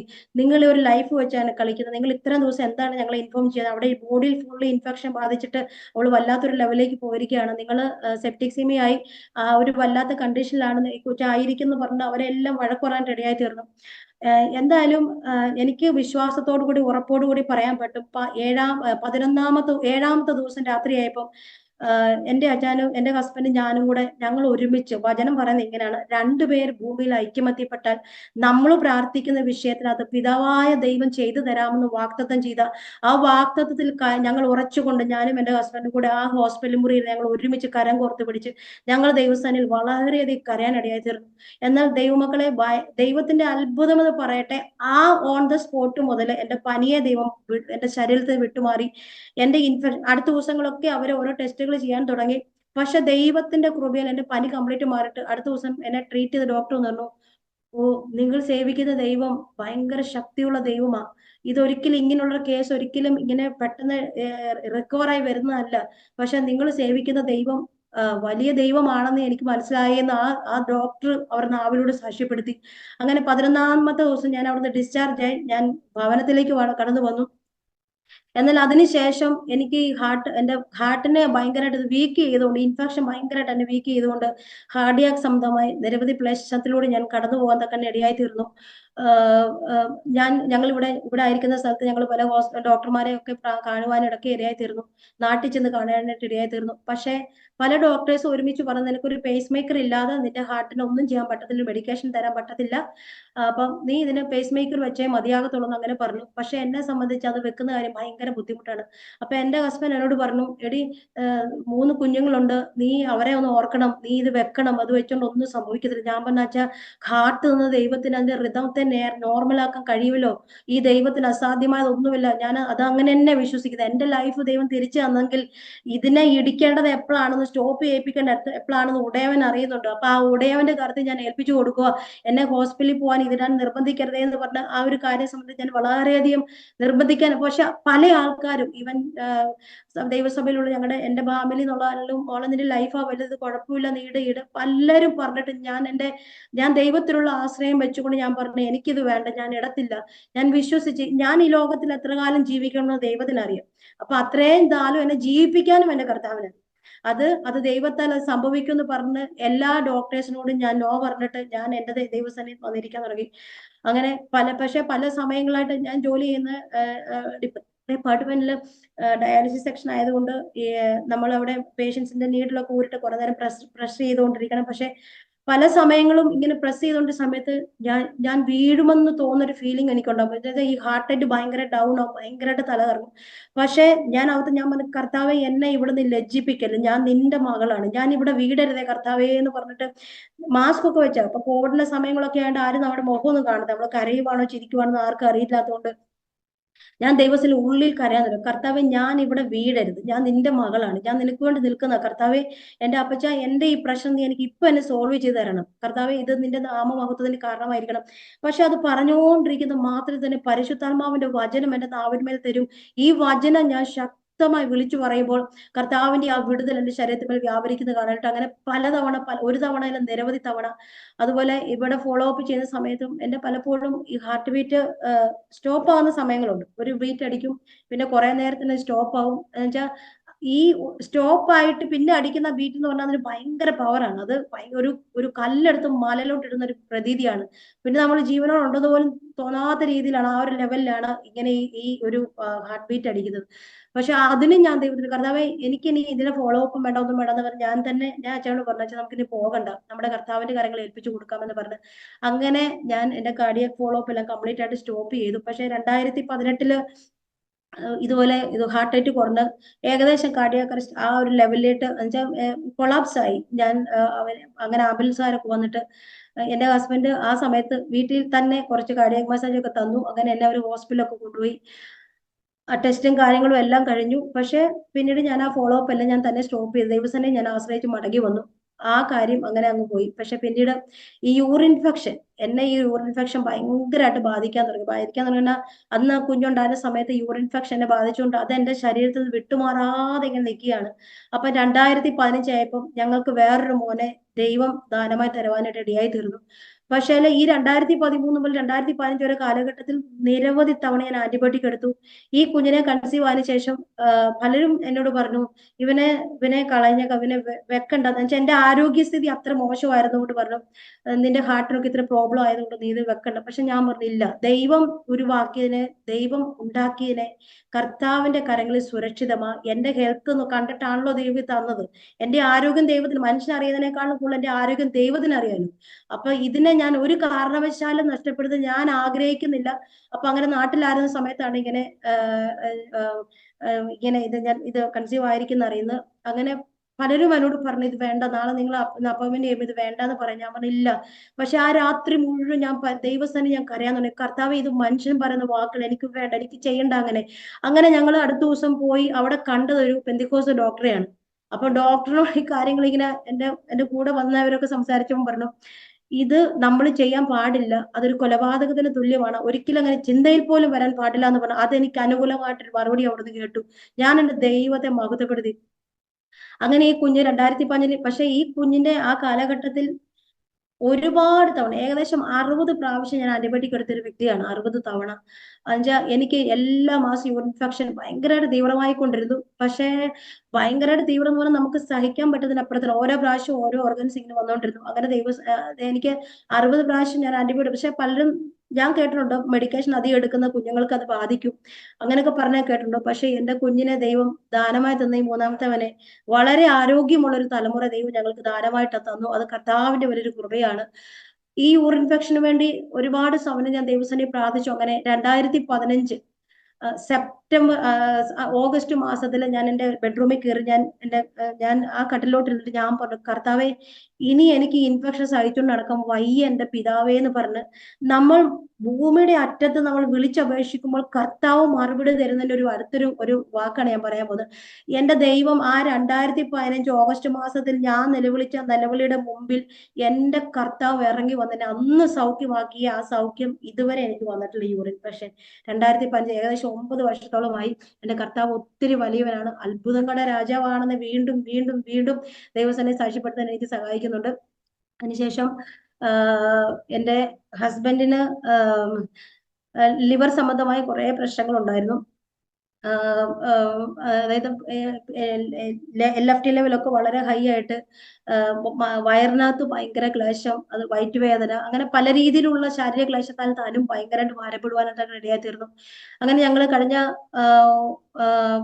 വർഷം, പക്ഷെ അതിനു മുമ്പ് ഇവിടെ ആയിരുന്ന സമയത്ത് പല രീതിയിലുള്ള test, MRI scan, CT scan, endoscopy, colonoscopy, ഇതെല്ലാം ചെയ്തപ്പോഴും അങ്ങനെ ഈ വയറിനകത്തുള്ള ലിവറിനകത്തൊരു ലീഷൻ പോലെ കാണിക്കാൻ തക്കാൻ ഇടയായി തീർന്നു. അതുപോലെ LFT ലെവലൊക്കെ പല സമയങ്ങളായിട്ട് അത് ഇൻക്രീസ് ആകുവാനായിട്ട് ഇടയായി തീർന്നു. ഓരോ പ്രാവശ്യം ചെയ്തിട്ട് പോകുമ്പോഴും അതിന്റെ ലെവൽ വളരെയധികം ഹൈ ആകാനായിട്ട് ഇടയായി തീർന്നു. അങ്ങനെ ഞങ്ങള് ബോംബെ പോയപ്പോൾ, കഴിഞ്ഞ വർഷം ഞങ്ങള് ബോംബെ പോയ സമയത്ത്, കഴിഞ്ഞ വർഷം 2022 ഞങ്ങൾ ബോംബെ പോയ സമയത്ത് ഈ ടെസ്റ്റുകളെല്ലാം വീണ്ടും റിപ്പീറ്റ് ചെയ്യാനും, അങ്ങനെ അവിടെ റിലയൻസ് ഹോസ്പിറ്റലിൽ പോയി എന്റെ ഹസ്ബൻഡിന്റെ സ്കാൻ ചെയ്യാൻ ഇടയായി തീർന്നു. ലിവറിന്റെ ഒരു പ്രത്യേക ടെസ്റ്റ് ചെയ്തപ്പോൾ സിറോസിസ് ഓഫ് ലിവർ എന്ന രോഗം തന്നെ ബാധിച്ചിരിക്കുകയാണെന്ന് ഡോക്ടേഴ്സ് പറയാനായിട്ട് ഇടയായി തീർന്നു. അങ്ങനെ ഞങ്ങള് പക്ഷെ അദ്ദേഹം കുറെ മെഡിസിനും കാര്യങ്ങളും, അദ്ദേഹം കുറെ ട്രീറ്റ്മെന്റും കാര്യങ്ങളും ഒക്കെ പറഞ്ഞുവെങ്കിലും ഞങ്ങൾ ആ നെക്സ്റ്റ് ഡേ ഞങ്ങൾ അവിടുന്ന് ട്രാവൽ ചെയ്യാറ് തിരിച്ച് നോക്കലോട്ട് വരികയായിരുന്നു. പക്ഷെ ഞാൻ എന്റെ പ്രാർത്ഥനാ മുറിയിൽ വിഷയമായിട്ട് ഞാൻ ദൈവസ്ഥനിൽ ഇരിക്കാനായിട്ട് തുടങ്ങി. ഞാൻ പറഞ്ഞു, കർത്താവെ, അങ്ങേക്ക് അസാധ്യമായതൊന്നുമില്ല. അപ്പൊ ഞാൻ ഒരു ശബ്ദം കേൾക്കേണ്ടത്, ഞാൻ ലിവറിനെ സൗഖ്യമാക്കും എന്ന്, ആ ലിവറിന്റെ രോഗത്തെ ഞാൻ വിടുവിക്കുമെന്ന് ദൈവാത്മാവിന്റെ ശബ്ദം എന്നെ കേൾപ്പിച്ചു. അത് ഞാൻ വിശ്വസിച്ചു, ഞാൻ അത് ഏറ്റെടുത്തു. ഞാൻ പറഞ്ഞാൽ എനിക്ക് ഞാൻ അതിന്റെ ശബ്ദം കേട്ടു, ഞാൻ അത് വിശ്വസിച്ചു, ഞാൻ ഏറ്റെടുത്തു. പക്ഷെ അതിനുശേഷം താൻ ശരീരത്തിൽ വളരെ കഷ്ടത്തിലൂടെ ക്ലേശത്തിലൂടെ ഒക്കെ വളരെ രീതിയിൽ കടന്നുപോയെങ്കിൽ ആഹാരം കഴിക്കാൻ വയ്യ, പലരും ആഹാരം കഴിച്ച് ഭയങ്കര ബുദ്ധിമുട്ടായി, വയറിനകത്ത് പ്രയാസമായി, താൻ ശരീരത്തിൽ വളരെ ക്ലേശിച്ചുകൊണ്ടിരിക്കുകയാണ്. പക്ഷെ അത് കഴിഞ്ഞിട്ട് ഞങ്ങൾക്ക് ഇവിടെ അപ്പോയിന്റ്മെന്റ് കിട്ടി. അങ്ങനെ അപ്പോയിന്റ്മെന്റ് കിട്ടിയ സമയത്ത് എന്നോട് ദൈവം പറഞ്ഞല്ലോ, ഞാൻ ലിവറിനെ സൗഖ്യമാവും, ഞാൻ സൗഖ്യമാക്കുന്ന എന്റെ കർത്താവ് പറഞ്ഞു. ഞാനത് വിശ്വസിച്ചു, ഏറ്റെടുത്തു. ഞങ്ങൾ ഒരുമിച്ച് പ്രാർത്ഥിച്ചു. പക്ഷെ അത്ഭുതമെന്ന് പറയട്ടെ, ആ സിറോസിസോ ലിവർ ഞങ്ങളുടെ നെക്സ്റ്റ് ടൈമിന്റെ ഇവിടുത്തെ അപ്പോയിന്റ്മെന്റ് വന്നപ്പോൾ ഞങ്ങൾ ഡോക്ടറെ പോയി കാണിച്ചു. ഡോക്ടർ പല ടെസ്റ്റുകളും പറഞ്ഞു. ലിവറിന്റെ എല്ലാ ടെസ്റ്റുകളും സ്കാനിങ്ങും കാര്യങ്ങളും എല്ലാം ചെയ്തപ്പോൾ എന്നോട് പറഞ്ഞു തന്റെ ലിവർ കംപ്ലീറ്റ് നോർമൽ ആണ്. ഫാറ്റി ലിവർ ഗ്രേഡ് 3 കഴിഞ്ഞിട്ടാണ് സിറോസിസ് ഓഫ് ലിവറിലോട്ട് വരുന്നത്. എന്നാൽ ഇപ്പൊ അതായത് ഫാറ്റി ലിവറിന്റെ റീഡിംഗ് വളരെ മിനിമൽ ആയിരിക്കുന്നു. തന്റെ ലിവറിന് സിറോസിസ് ഓഫ് ലിവർ എന്ന പ്രശ്നമേ ഇല്ലാന്ന് ആ ഡോക്ടറിലൂടെ പറയാം. ഞാൻ ഡോക്ടറിലൂടെ ഡോക്ടറെ ദൈവം ജീവിക്കുന്ന ദൈവമാണെന്ന് ഇത് വീണ്ടും ഞങ്ങളെ ഓർപ്പിച്ചിരിക്കുകയാണെന്ന് ആ ഡോക്ടർ ഒരുപാട് ഒത്തിരി കാര്യങ്ങൾ ചെയ്തു നോക്കി. തന്റെ എല്ലാ ടെസ്റ്റുകളും താൻ പറഞ്ഞു തന്നു, അതെല്ലാം ചെയ്തു. പക്ഷെ അത്ഭുതമെന്ന് പറയട്ടെ, അതും കർത്താവിനാൽ സംഭവിച്ചു. അങ്ങനെ അച്ഛന് ശരീരത്തിലുണ്ടായിരുന്ന സിംറ്റംസും എല്ലാം ദൈവം എടുത്തു മാറ്റുവാനായിട്ട് കർത്താവ് ഭാഗ്യം ഒരുക്കിയെന്ന് എനിക്ക് പറയാൻ പറ്റും. അതിനുശേഷം ഞങ്ങളുടെ മൂന്നാമത്തെ കുഞ്ഞിന് അവന് യൂറിനകത്തൊരു ബ്ലഡ് പോകുന്ന ഒരു പ്രശ്നം ഉണ്ടായിരുന്നു. അത് നമ്മൾ ആക്ച്വലി നോട്ട് ചെയ്തില്ലായിരുന്നു. അങ്ങനെ കുഞ്ഞുങ്ങളെ നോക്കാനായിട്ട് ഒരു ഒരു ഒരു ഒരു ഒരു ലേഡി ഉണ്ടായിരുന്നു ഇവിടെ. അപ്പൊ അങ്ങനെ ആ സിസ്റ്ററിലൂടെയാണ് ഞങ്ങളോട് പറഞ്ഞത് ഇവന്റെ യൂറിൻ ഭയങ്കര കൊക്ക കളറിലായി പോയിക്കൊണ്ടിരിക്കുന്നത്. ഞാൻ പറഞ്ഞു വെള്ളം കുടിക്കാത്തന്നെ ആയിരിക്കും. അപ്പൊ കാപ്പി കുടിച്ചാൽ ആ കളറിൽ പോകും. അങ്ങനെ ഒരു ഭയങ്കര സിറ്റുവേഷനിൽ കുഞ്ഞു പോവാ. അപ്പൊ അങ്ങനെ വർഷം കടന്നുപോയി. അങ്ങനെ ഞങ്ങൾ ഇവിടെ ഡോക്ടറെ കാണിച്ചു. നാട്ടിൽ ഞങ്ങൾ ലീവിന് പോയപ്പോൾ ബോംബെയില് നെഫ്രോളജി ഡോക്ടറെ കാണിച്ചു. അപ്പം ആ ഡോക്ടർ ഇവിടുന്ന് അപ്പം ഡോക്ടർ ഞങ്ങൾ മരുന്ന് തന്നായിരുന്നു. ഇന്ന മരുന്ന് കൊടുക്കുന്ന പറഞ്ഞു ഞങ്ങൾ ആ മരുന്ന് തന്നു. പക്ഷെ ആ കുഞ്ഞ് ഒരു വർഷം ആ മരുന്ന് കുടിച്ചിട്ട് അവൻ ലാസ്റ്റ് ആയപ്പോഴത്തേനും അവനൊന്നും മറുപടി പറയാതെ അവൻ കുഞ്ഞ് ആ മരുന്ന് കുടിച്ചു. പക്ഷെ ലാസ്റ്റ് ആയി കഴിഞ്ഞപ്പോഴത്തേനും അവനും മമ്മി എനിക്ക് ഇനി കുടിക്കാൻ പറ്റില്ല, ഞാൻ ഒത്തിരി ഇത് കുടിച്ചില്ല, എന്റെ വയറിന് ഭയങ്കരമായിട്ട് ഇറിറ്റേറ്റ് ചെയ്യുവാന്ന് പറഞ്ഞിട്ട് അങ്ങനെ കുഞ്ഞാ മരുന്ന് സ്റ്റോപ്പ് ചെയ്തു. പക്ഷെ അതിന്റെ ഇവിടുത്തെ ഡോക്ടർ പറഞ്ഞു ഇത് കണ്ടിന്യൂ ചെയ്തേ പറ്റത്തുള്ളൂ, പിന്നെ അത് മരുന്ന് കൊടുക്കണമെന്ന്. എന്റെ സഭയിലുള്ള പലരോടും ഞങ്ങൾ ഷെയർ ചെയ്തു. എന്നാൽ ദൈവവചനത്തിന് ജീവൻ ഉണ്ടെന്നും ശക്തി ഉണ്ടെന്നും ദൈവവചനം ജീവനും ചൈതന്യമാണ്, തെരുവായത്തുള്ള ഏത് വാളിനേക്കാൾ മൂർച്ചയേറിയതും പ്രാണനെ ആത്മാവിനെ സന്ധിവചകളെ വേർപിടിക്കും വരെ തുളച്ചു ചെന്ന് ഹൃദയത്തിലെ ചിന്തനങ്ങളെ ഭാവങ്ങളെ വിവേചിക്കുവാണെന്ന് ഈ വചനം.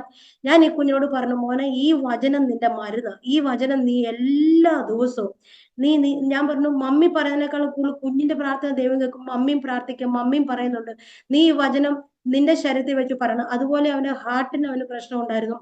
ഒന്നും ഞങ്ങൾക്ക് അറിയില്ല. പിന്നീടാണ് ഈ കുഞ്ഞ് ഒന്ന് ചെറുതായിട്ടൊന്ന് കളിച്ചു കഴിയുമ്പോഴത്തേനാണ് ഭയങ്കര ശ്വാസം മുട്ടൽ വീഴാൻ തുടങ്ങി. അപ്പൊ പല പ്രാവശ്യം ഞങ്ങളിവിടെ എമർജൻസിയിൽ എടുത്തോണ്ട് കൊണ്ടുപോയി. അങ്ങനെ എക്കോ ചെയ്ത സമയത്ത് അന്ന് എക്കോയ്ക്കകത്ത് കണ്ട കാര്യം അവർ ഞങ്ങളോട് പറഞ്ഞില്ല. കുറെ നാളുകൾക്ക് ശേഷമാണ് ഞങ്ങൾ പിന്നീട് റിപ്പീറ്റ് ഒരു എമർജൻസി വിസിറ്റ് പോയപ്പോഴാണ് ഈ കാര്യം ഞങ്ങൾ അറിയുന്നത്. അപ്പോഴാണ് ഈ കുഞ്ഞിന്റെ ഹാർട്ടിനകത്ത് 2 ഹോൾ ഉണ്ടെന്ന് ഞങ്ങൾ അറിയുന്നത്. അതായിരുന്നു പിന്നെ ശരീരത്തിൽ ഭയങ്കരമായിട്ട് ശ്വാസം മുട്ടൽ. അപ്പം ഞാൻ ഇങ്ങനെ പ്രാർത്ഥിച്ചുകൊണ്ടിരുന്ന സമയത്ത് ദൈവാത്മാവ് എന്നോട് പറഞ്ഞു ഇവന്റെ ഹാർട്ടിനകത്ത് ഒരു ചെറിയ പ്രശ്നമുണ്ട്, അത് ഇന്ന കാര്യങ്ങളാണെന്ന് എന്റെ കർത്താവ് എന്നോട് പറഞ്ഞു. അങ്ങനെ ഞങ്ങൾ വളരെ ശക്തമായിട്ട് പ്രാർത്ഥിക്കാനായിട്ട് ഇടയായി തീർന്നു. അത് ഞാൻ എന്റെ അച്ചാച്ചനോടും പറഞ്ഞു. അതിനുശേഷം ഞാൻ പറഞ്ഞു മോനെ ഈ വചനം നിന്നെ സൗഖ്യമാക്കുമെന്ന്. അവന് ഇപ്പൊ 9 വയസ്സുണ്ട്. ഈ വചനം നിന്നെ സൗഖ്യമാക്കുന്ന നീ വിശ്വസിച്ച് നിന്റെ നാവ് കൊണ്ട് പറയുമ്പോൾ ഇത് സൗഖ്യമായി നിന്റെ ശരീരത്തിൽ വ്യാപരിക്കൂടാന്ന് പറഞ്ഞ് ഞാൻ ഈ കുഞ്ഞിനെ കൊണ്ട് വചനം എല്ലാ ദിവസവും മെഡിസിൻ പോലെ ഇവനെ കൂടി ഞാൻ പറയിപ്പിക്കാൻ തുടങ്ങി. അങ്ങനെ അവന്റെ ആ ഹാർട്ടിലെ അവൻ കൈവെക്കും. ഈ വചനം അവൻ ശക്തമായി പറഞ്ഞു. ദൈവവചനം ജീവനും ചൈതന്യമുള്ളതാ, അതിരുവായത്തില് വാളിനേക്കാൾ മൂർച്ചയാണെന്ന് ഈ കുഞ്ഞങ്ങോട്ട് പറയും. പക്ഷെ ഞാൻ പറയട്ടെ, ദൈവത്തിന്റെ കൃപയാൽ വചനം അയച്ച് കർത്താവ് അവനെ സൗഖ്യമാക്കി. അവന്റെ യൂറിനകത്തുനിന്ന് ബ്ലഡ് പോകുന്നത് ഞങ്ങളെ ഭയങ്കരമായിട്ട് ഭാരപ്പെടുത്തൊരു വിഷയമാണ് ഈ വിഷയം. ദൈവത്തിന്റെ മഹാകരുണയാൽ കർത്താവ് അവനെ ആ വിഷയത്തിനകത്തും ഒരു വലിയ വിടുതൽ നൽകുവാൻ തക്കാൻ ഇടയായി തീർന്നു.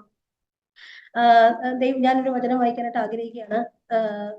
അത് 2 കൊരിന്ത്യർ 1:1 അധ്യായം 4 വാക്യം. ദൈവം ഞങ്ങളെ ആശ്വസിപ്പിക്കുന്ന ആശ്വാസം കൊണ്ട് ഞങ്ങൾ യാതൊരു കഷ്ടത്തിലുള്ളവരെ ആശ്വസിപ്പിക്കാൻ ശക്തരാകേണ്ടതിന് ഞങ്ങൾക്കുള്ള കഷ്ടത്തിലൊക്കെയും അവൻ ഞങ്ങളെ ആശ്വസിപ്പിക്കും. ക്രിസ്തുവിന്റെ കഷ്ടങ്ങൾ ഞങ്ങളിൽ പെരുകുന്നത് പോലെ തന്നെ ക്രിസ്തുവിനാൽ ഞങ്ങളുടെ ആശ്വാസം പകരുന്നു. അപ്പൊ ദൈവം നമ്മുടെ ജീവിതത്തിൽ കഷ്ടം അനുഭവിച്ചിട്ടുണ്ടെങ്കിൽ അതിനകത്ത് കർത്താവ് ഒരു ആശ്വാസം പകരുന്നു. ഈ ആശ്വാസം എന്തിനാന്ന് ചോദിച്ചു കഴിഞ്ഞാൽ അനേക കഷ്ടത്തിൽ കടന്നു പോകുന്നവരെ അവരെ കഷ്ടത്തിലൊക്കെയും അവരെ ആശ്വസിപ്പിക്കാൻ വേണ്ടിയിട്ട് തന്നെയാണ് നമുക്ക് കഷ്ടം തരുന്നത്. അപ്പം നമ്മുടെ ജീവിതത്തിൽ വരുന്ന കഷ്ടതകളിലെല്ലാം നമ്മൾ ദൈവത്തിന് സ്തോത്രം പറഞ്ഞാൽ ദൈവവചനത്തിൽ വിശ്വസിച്ചാൽ അത് മാറിപ്പോകാൻ വേണ്ടിയൊന്നല്ല, കർത്താവ് അതിനകത്തൂടെ നമ്മളെ ദൈവം പഠിപ്പിക്കാൻ ആഗ്രഹിക്കുന്ന ചില കാര്യങ്ങളുണ്ട്. അപ്പൊ ആ ആഗ്രഹിക്കുന്ന കാര്യങ്ങൾ ദൈവിക ടൈമില് ദൈവത്തിന്റെ പദ്ധതി പ്രകാരം ദൈവത്താൽ ദൈവം ചെയ്തെടുക്കും. അങ്ങനെ ഞാൻ ഏതൊക്കെ കഷ്ടത്തിലൂടെ കടന്നുപോയോ അങ്ങനെയുള്ള കഷ്ടത്തിൽ കടന്നുപോയ നിരവധി പേരെ ആശ്വസിപ്പിക്കാൻ എന്റെ സ്വർഗത്തിലെ ദൈവം എനിക്ക് വേണ്ടി വലിയ ഭാഗ്യം ഒരുക്കി തന്നു. ആ സർവ്വകൃപാലുവായ ദൈവത്തിന് സകല മഹത്വം അർപ്പിക്കുകയാണ്. അതുപോലെ ഹബക്കൂക്കിന്റെ പുസ്തകത്തിൽ ഇപ്രകാരം നമ്മൾ വായിക്കുന്നുണ്ട്. 3-ാം അധ്യായം അതിന്റെ 17 മുതൽ വാക്യങ്ങൾ. അത്തിവൃക്ഷം തളിക്കയില്ല, മുന്തിരിവള്ളി അനുഭവം ഉണ്ടാകിയില്ല, ഒലിവ് മരത്തിന്റെ പ്രയത്നം നിഷ്ഫലമായി പോകും, ജനങ്ങൾ ആഹാരം വിളയിക്കുകയില്ല, ആട്ടുകൂട്ടം തൊഴുത്തിൽ നശിച്ചു പോകും, ഗോശാല കന്നുകാലി ഉണ്ടായിരിക്കില്ല. എങ്കിലും ഞാൻ യഹോവയിൽ ആനന്ദിക്കും, എന്റെ രക്ഷയുടെ ദൈവത്തിൽ ഘോഷിച്ചുല്ലസിക്കും. യഹോവയായ കർത്താവ് എന്റെ ബലമാകുന്നു, അവൻ എന്റെ മാൻപേടെ കാൽ പോലെ ആക്കുന്നു, ഉന്നതികമേൽ എന്നെ നടക്കുമാറാക്കുന്നു. പലപ്പോഴും നമ്മുടെ ജീവിതത്തിൽ നമ്മുടെ വിഷയത്തിനകത്ത് മറുപടി കണ്ടില്ലെങ്കിലും നമ്മളെ കരം പിടിച്ചു വെച്ചിരിക്കുന്ന ഒരു കർത്താവുണ്ട്. നമ്മളല്ല കർത്താവിന്റെ കരം പിടിച്ചിരിക്കുന്നത്, യഹോവയാകും നമ്മുടെ കർത്താവ്. അവൻ നമ്മുടെ കരം പിടിച്ചിരിക്കുക. അവൻ നമ്മുടെ ഉന്നതികളുമേൽ നമ്മൾ നടക്കുമാറാക്കുന്ന ദൈവമാണ്. ആ സർവശക്തനായ ദൈവത്തെ നമുക്ക് ആശ്രയിക്കാം. കർത്താവ് സകലവരെ അനുഗ്രഹിക്കട്ടെ. എനിക്ക് ഈ നല്ല സമയം തന്ന ആന്റിയോടും നന്റെ ഹൃദയം നിറഞ്ഞ നന്ദിയെ അറിയിച്ചുകൊണ്ട് എന്റെ സാക്ഷ്യത്തിൽ ദൈവം അനുഗ്രഹിക്കും. അനുഗ്രഹീതമായ ഒരു സാക്ഷ്യം നമ്മെ കേൾപ്പിക്കുവാൻ കർത്താവ് കൃപ തന്നു. ഞാന് ചിന്തിക്കുകയാണ്, സെപ്റ്റിസീമിയയിൽ നിന്നൊക്കെ ഒരു വിടുതൽ കിട്ടുക എന്നൊക്കെ പറഞ്ഞു കഴിഞ്ഞാൽ അത്ര എളുപ്പമുള്ള കാര്യമല്ല. മാത്രമല്ല, അത് ഹാർട്ടിന്റെ പ്രവർത്തനങ്ങളെ ഒക്കെ ബാധിച്ചു. പിന്നീട് ഒരു കുഞ്ഞിനെ ഉദരത്തിൽ പേറി ഒരു കുഞ്ഞിനെ കൂടെ ജന്മം കൊടുക്കുക എന്നുള്ളതൊക്കെ വളരെ ഡിഫിക്കൽട്ടായിട്ടുള്ള കാര്യങ്ങളാണ്. എങ്കിലും കർത്താവ് കണ്ടിട്ടുണ്ട്. കർത്താവിന്റെ കൃപയിൽ ഈ സാക്ഷ്യം ഇന്ന് അനേകരുടെ അടുക്കൽ എത്തിക്കണമെന്നുള്ളതായിരുന്നത് കൊണ്ട് കർത്താവിന്റെ ദാസിയെ ദൈവം ഒരായുസ്സും കൂടി നൽകി ഭൂമിയിൽ ജീവനോടെ ആക്കിയിരിക്കുകയാണ്. പ്രിയപ്പെട്ടവരെ, ഈ സാക്ഷ്യം കേൾക്കുന്ന ഓരോരുത്തരും ഇന്ന് പകൽക്കാലം നിങ്ങൾ കേട്ടല്ലോ, തന്റെ ജീവിതത്തിൽ കഷ്ടങ്ങൾ, തന്റെ ഹസ്ബൻഡിന്റെ ജീവിതത്തിൽ കഷ്ടങ്ങൾ, പ്രൈസ് ദി ലോർഡ്, പൈതങ്ങളുടെ ജീവിതത്തിൽ കാര്യങ്ങൾ, ആമേൻ, ഇത്രമാത്രം ശോധനയുടെ നടുവിലൂടെ കടന്നുപോയെങ്കിലും ഇന്ന് തന്റെ ദാസിക്ക് പറയുവാൻ കഴിഞ്ഞ കഷ്ടതയിലായത് എനിക്ക് ഏറെ ഗുണമായി. ഹല്ലേലൂയ. സങ്കീർത്തനക്കാരനോട് ചേർന്ന് പറയുവാൻ ഞാൻ പറയട്ടെ, ഓരോ കഷ്ടങ്ങളും നമ്മുടെ ജീവിതത്തിൽ ദോഷത്തിനായിട്ടല്ല, ഗുണത്തിനായിട്ടാണ്. അല്പസമയത്തേക്ക് നമ്മൾ ദുഃഖിച്ചിരിക്കേണ്ടി വന്നാലും ആമേൻ, നമ്മൾ നിരാശപ്പെട്ടു പോകരുതേ. അതിൽ നാം ധൈര്യപ്പെടുക. അനേകർക്ക് നാം ഒരു തണലായി, ഒരു തണൽവൃക്ഷമായി മാറേണ്ടതായിട്ടുണ്ട്.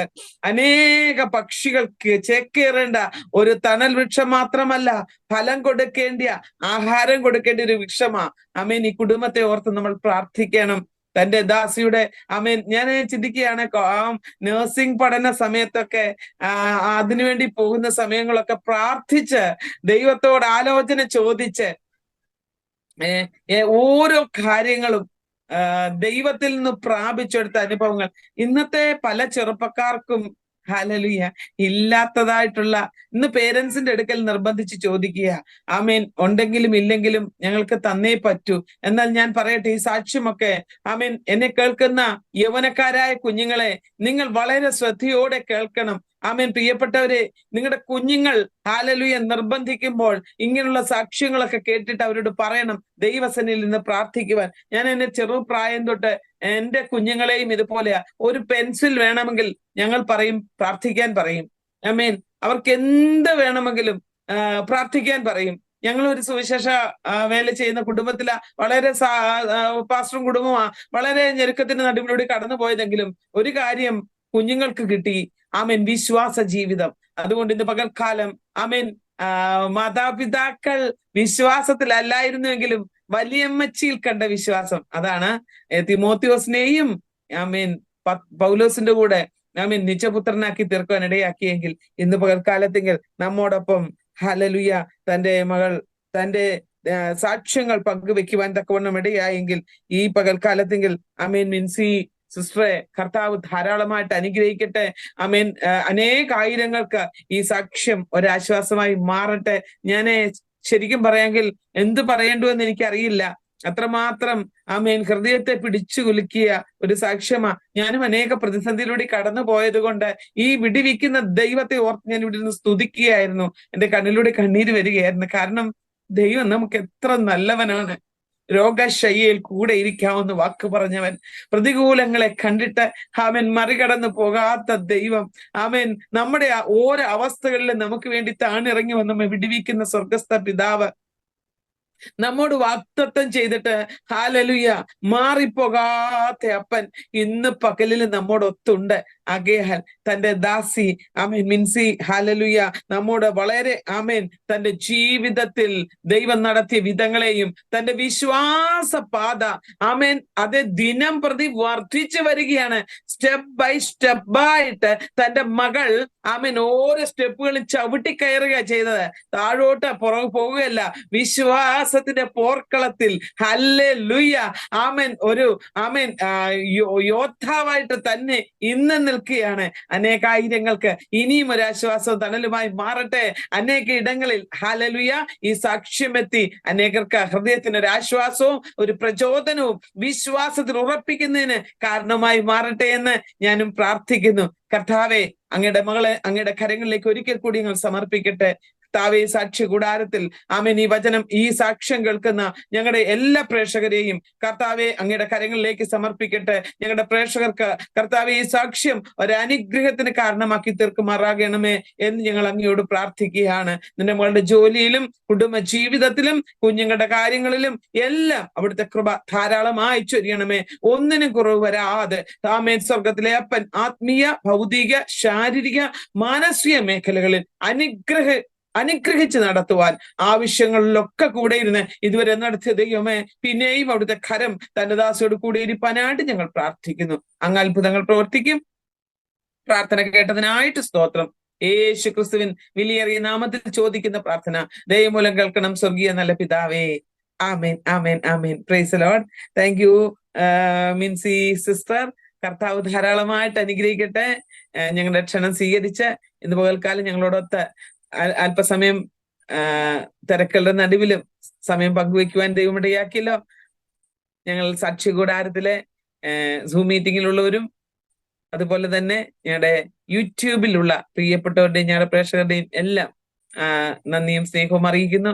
തുടർന്നും കർത്താവ് ധാരാളമായിട്ട് അനുഗ്രഹിക്കട്ടെ. God bless you. Maranatha. Amen.